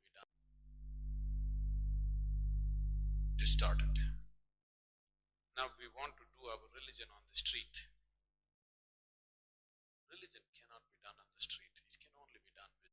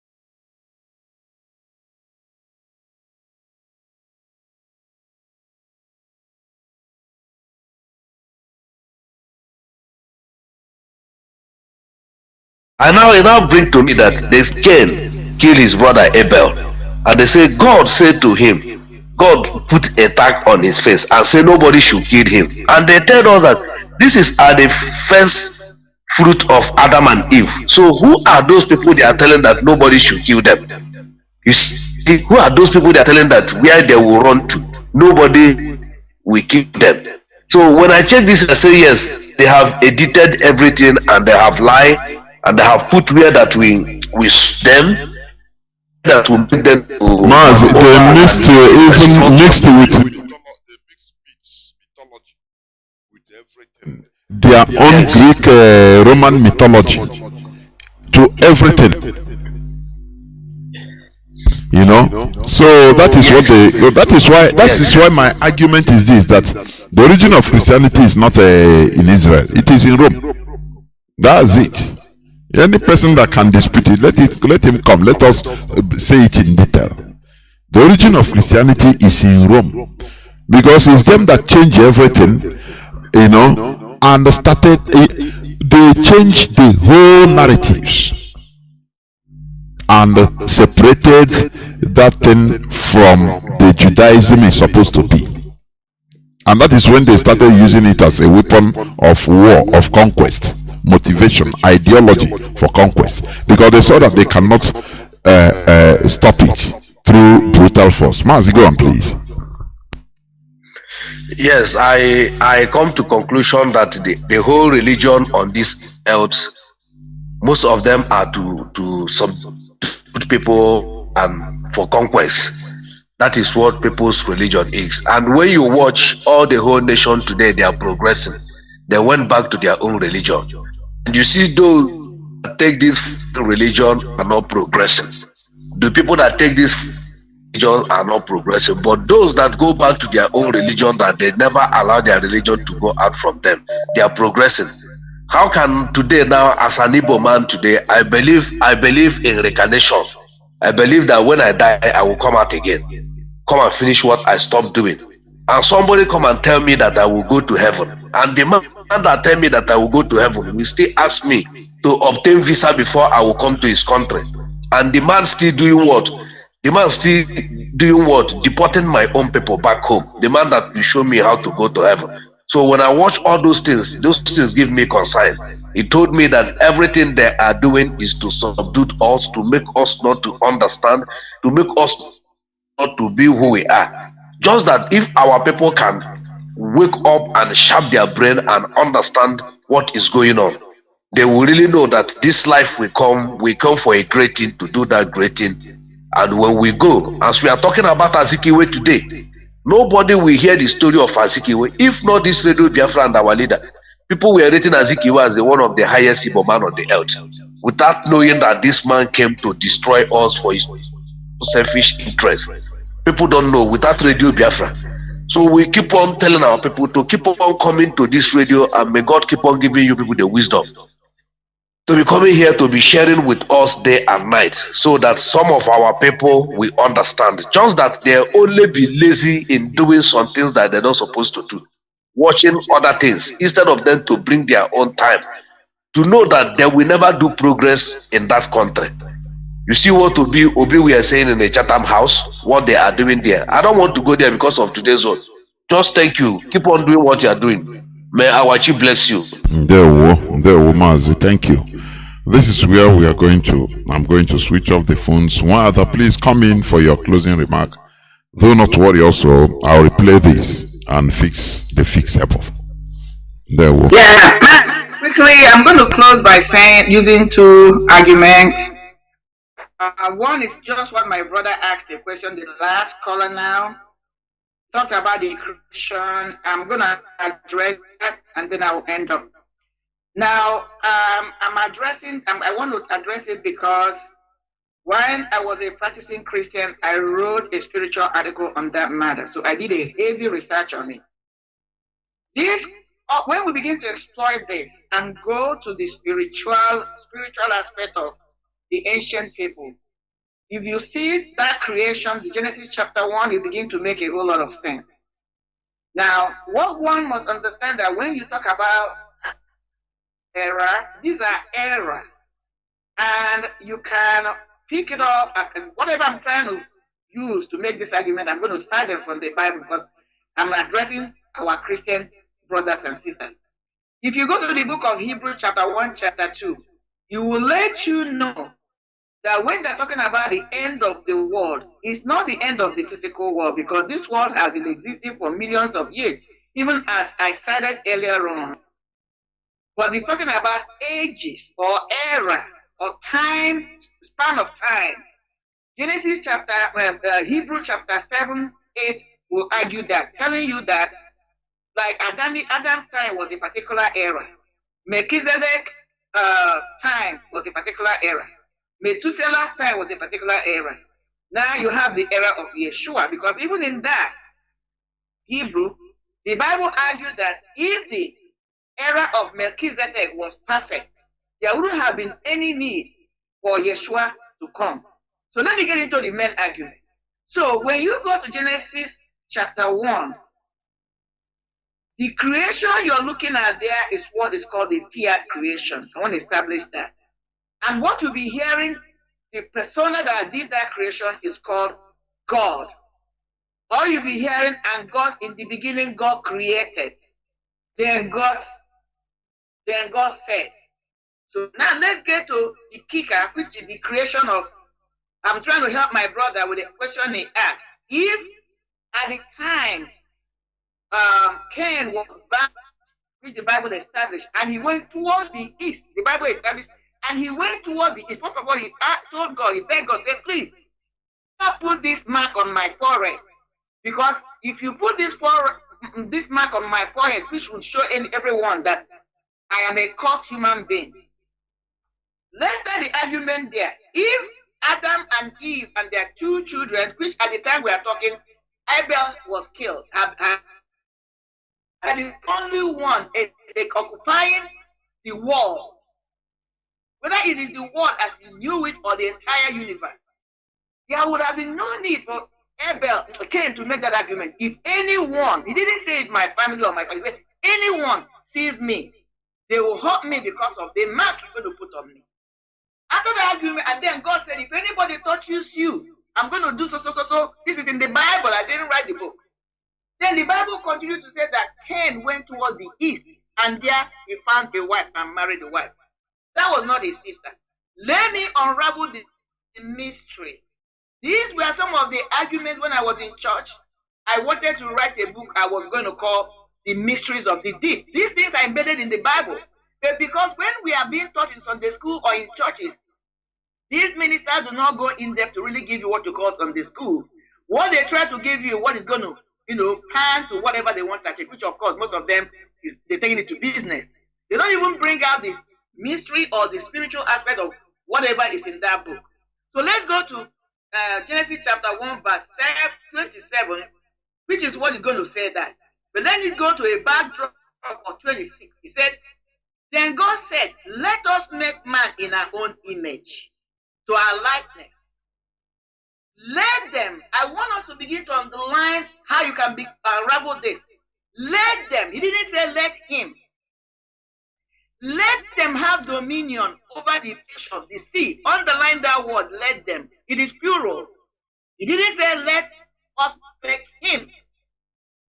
Let us make them dominion over the fish of the sea, over the birds of the air, and over the cattle, over all the earth, and over every creeping thing that creeps on the earth. Now here comes the kicker. Verse 27. So God created man in his own image. In the image of God, he created him, male and female. He created them. Underline the word, he created them. He didn't say he created him. Let me take it again. He said, verse 27, so God created man in his own image. In the image of God, he's talking about God now. God created himself into male and female. He said, and God created him, male and female. He created them. Let me move forward. 28. Then God blessed them. He continued to use the word, the plural, the noun, plural, a pronoun, plural. He wasn't using a singular person, so it wasn't a mistake. If anybody says that the first statement was a mistake, he continues to say, the Bible continues to say, then God blessed them and said to them, be fruitful and multiply, fill the earth and subdue it. God would not have told Adam, if he was only a man or a male or a singular person, to go and multiply and be fruitful. We all know, where scientifically speaking, you have to have a male and female component to multiply. So let's pay attention again to the church, or the instruction God gave them. He said, be fruitful and multiply, fill the earth and subdue it, have dominion over the fish of the sea, over the birds of the air, and over everything that moves on the earth. Now, these are the instructions God gave them. When I did this article, when I wrote this article, when I was in church, that was when even I began to argue. Okay, this was ministering to the Jewish mythology. Okay, that does not mean there were no people living before. Another argument I came up was, now, is it possible that these people created on the what I call the 6-day creation? That's what I call it, 6-day creation, because that was when it was done. Were these people the ancient people, the Ndibo? Is it talking about us? Because if we never existed, then there was no way Cain would have gone and married somebody else. So the way I qualified in the article I wrote then, I said that I used an analogy saying that these first creations were the populations. And when it came to the Adam, because that time I was still a Christian, when Adam was created, he was like, Adam was the president, because even as we live today, you have what you call president. Our presidents are set aside in a place from where they will rule. They are secluded, they excluded. They don't mingle with the people, even the kings. Our kings were even look at the monarchy we talked about the other day. They were not mingling with the commoner. Was that what happened? That was the question I was asking there when I wrote the article. So let me move quickly to the second creation, what I call the 8-day creation.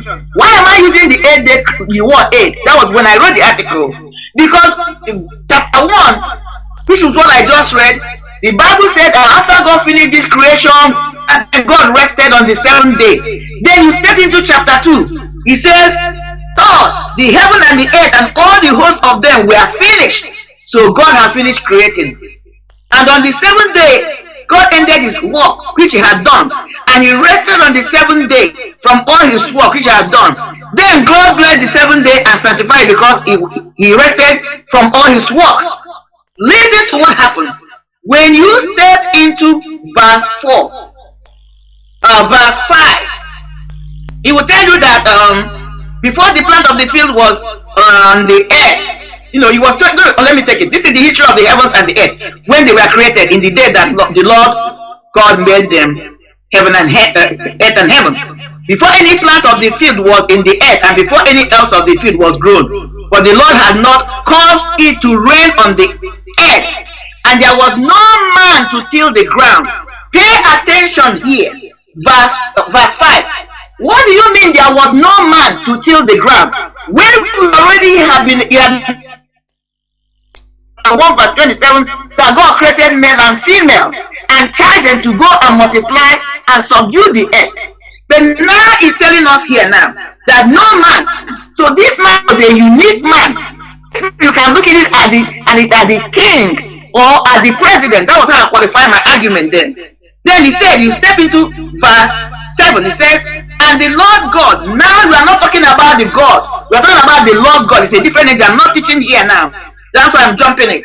And the Lord God formed man of the dust of the ground and breathed into his nostrils the breath of life, and man became a living thing. Now, this is the kicker, the argument, the particular verse you can use to see what was going on.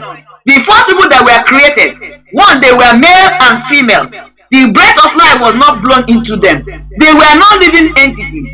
If you take it from the contents of the Bible, then a special man, this one now was molded from the dust of the ground, and something unique was passed into him. And the Lord God breathed into him the breath of life, and became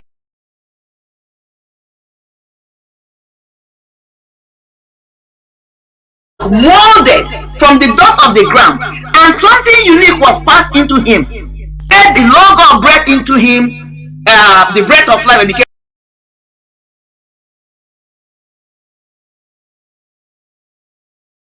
unique was passed into him. And the Lord God breathed into him the breath of life, and became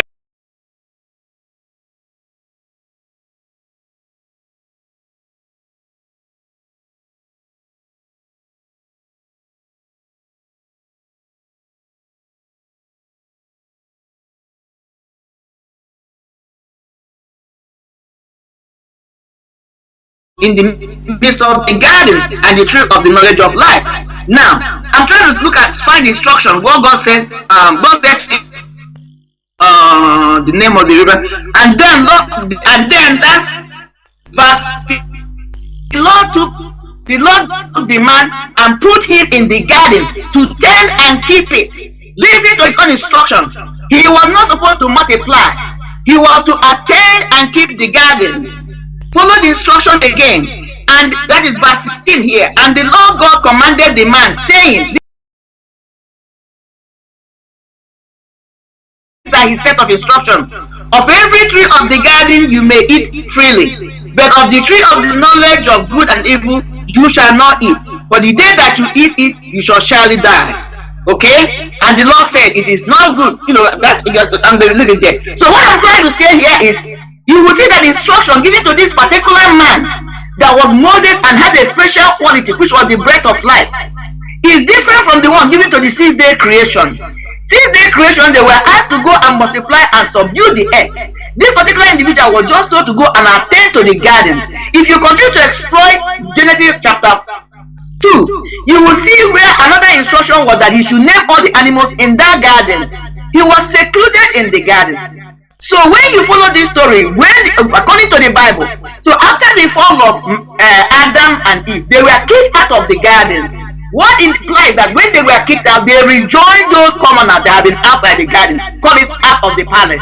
So that is the only way you can argue that when Cain was banished, there were other people living that he interacted, or they interacted and he had to pick a wife from them. You can call Adam the hybrid, and then call the other people the commoners, but that's an argument for another day. But I wrote this article. I thought I could bring it to answer my brother's question. I hope I did. People can go and read it. You see this thing jumping out. I'm giving this lecture over and over again after I wrote the article before I left the church. But let me come to my conclusion. My conclusion now, I'm speaking directly to our youth. We must understand, especially Biafra youth and Igbo youth. We have an adage in our place that says, our strength is by our numbers. Gidi gidi who weighs it.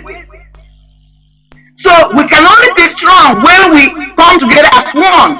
Just like there's another one that said it's easy to break a cord and to break 2 or 3 cords. So if gidi gidi who weighs it, which is many, the more we are, the we can defeat and combat our enemies. We again must understand that there's another adage which says, so what am I saying? If we allow ourselves by our enemies to use us to bring down our population, to destroy our communities, let us be mindful that at the fullness of time, that enemy will come to us. Even if the enemy might not be attacking us now, for us to have it at the back of our mind or even at the front of our mind, that what the enemy is trying to do is to eliminate our numbers, so that, in the military they call it mop up, so that it be easy for them to come and mop up those who are left. Our strength relies in our numbers, and in numbers we must come together. That's why we are saying we must see Biafra restoration as our religion and as our North Star. Because once we allow an enemies to put many division among us, we become a walk in the park.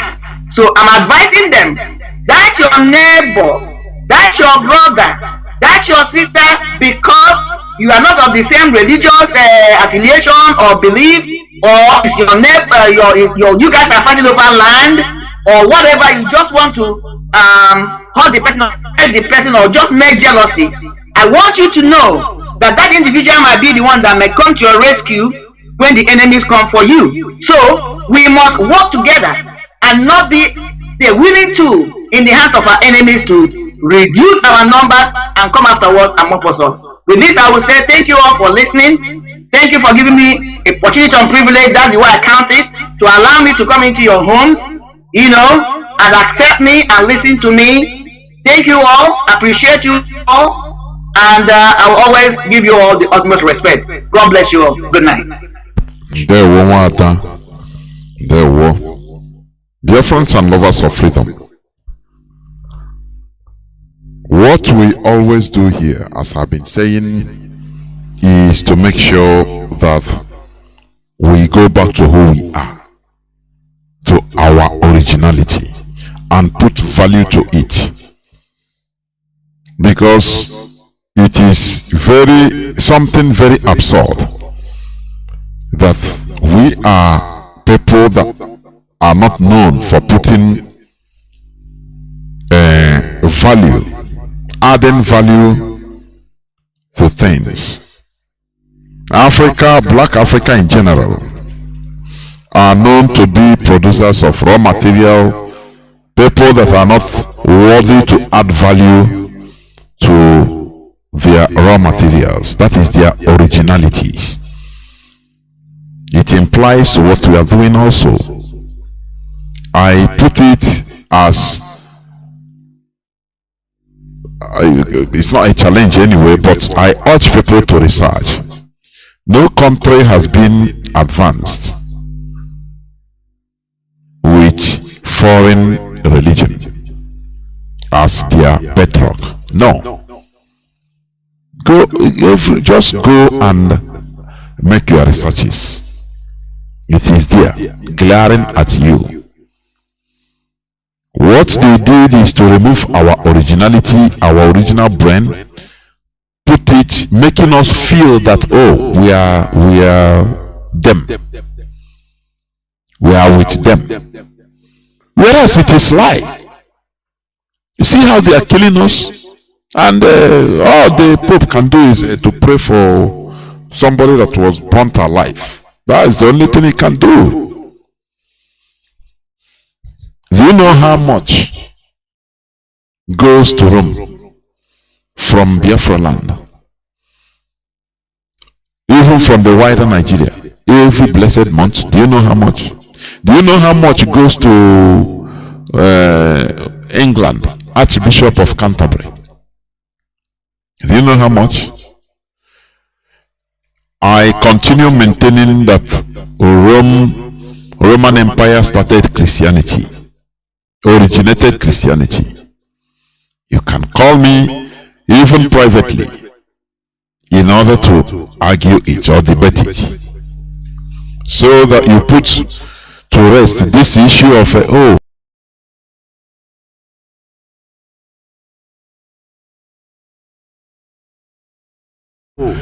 Christianity was started as a violence. No.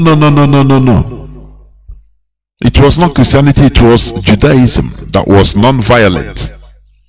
Now Rome changed the narrative using the stories and their myths in order to start Christianity, which is what they brought to the whole, distributed to the whole world. Whereas the Judaism, which is the original value of the people, the Jewish people, Israelis, they kept it quietly. They don't even want you to be part of it because it's their way of life. They don't want you to be part of it. They don't even want you to know it. They hid it for century, for millennium. You understand? So let us understand that the reason why you are professing to be a Christian today is because of Rome. Whether you like it or not, go and make your researches, because you go and research. That is the thing, because without Roman Empire you cannot be a Christian today. They originated it. I continue maintaining by giving my example, which I gave before. We are, fighting to restore Biafra. Imagine Nigeria government today or tomorrow say, okay, let us, because of what is happening, or we have seen things, in order to tame our quest, taming. Imagine that Nigerian government came and changed Nigeria name into Biafra, Republic of Biafra tomorrow. Are you going to say that we have restored Biafra? Let me ask it again. Imagine tomorrow Nigeria changed name and say there is no more Republic of Nigeria, now it's Republic of Biafra. And they change passport color to maybe red or brown, anything, and write it Republic of Biafra. Say, okay, in order to accommodate everybody. Are you going to say that we have restored Biafra? The answer is no, because it is still the same thing, only name changes. You understand? That is what Roman Empire did and brought up Christianity.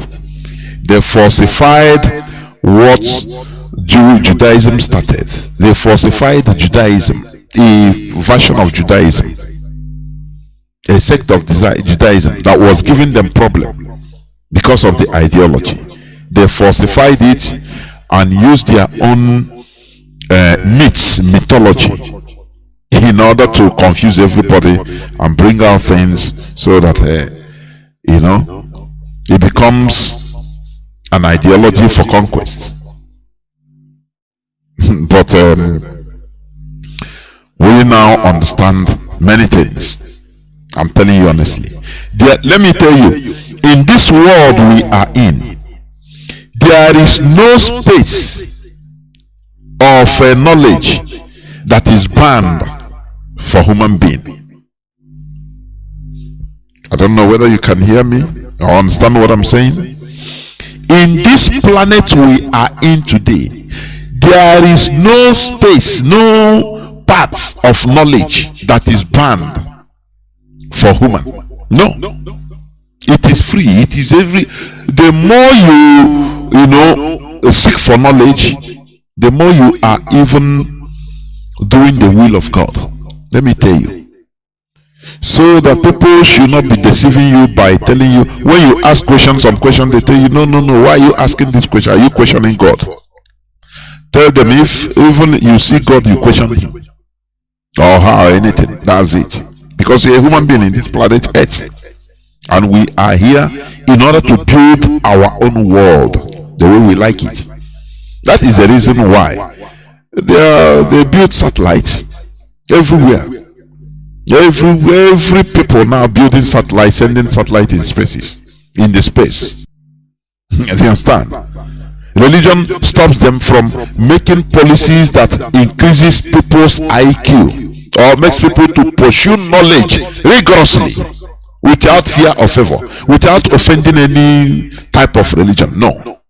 Instead, they limit people, and the people continue serving the interests of the colonial masters. That is the reality. Therefore, We Biafrans, we have, you see this Biafra restoration, if it is something, a nation that is going to come so that we become like a quagmire in our mentality, I'm telling you, it will take time before coming, until we become one. What we are doing is to make ourselves who we are, be one people. That is our originality. We are one people. In our various communities, villages, once ogele, ekwe, they use all this ogele, gong, in order to talk to the villagers. There are gongs that we play, even in the night. You know there is something that happened. Immediately, my father will say, Nnamdi. There is something that will happen. Gong, the type of gong that we play, you see, the elders will go out. They understand immediately what's happened, because they are one people. But when things fell apart, the center could no longer hold. And that is why the foreigners, the invaders, have the upper hand. They can decimate us at will. They can buy us at will. They can, in our land today, people are being bought shish, toro. That is very pathetic. No brotherly feeling again any longer. This is very, very sad indeed. Here we are trying to cure ourselves of these diseases, and the way we engage is part of it. You understand? So thank you for listening. Biafra is our religion. Biafra is our identity. Our people should remove themselves from serving these politicians, being political thugs in our land. Because without you, there will be no them. Without you being used as a political thug, all these politicians, they become powerless. You are the person and the people giving them powers by supporting them, by doing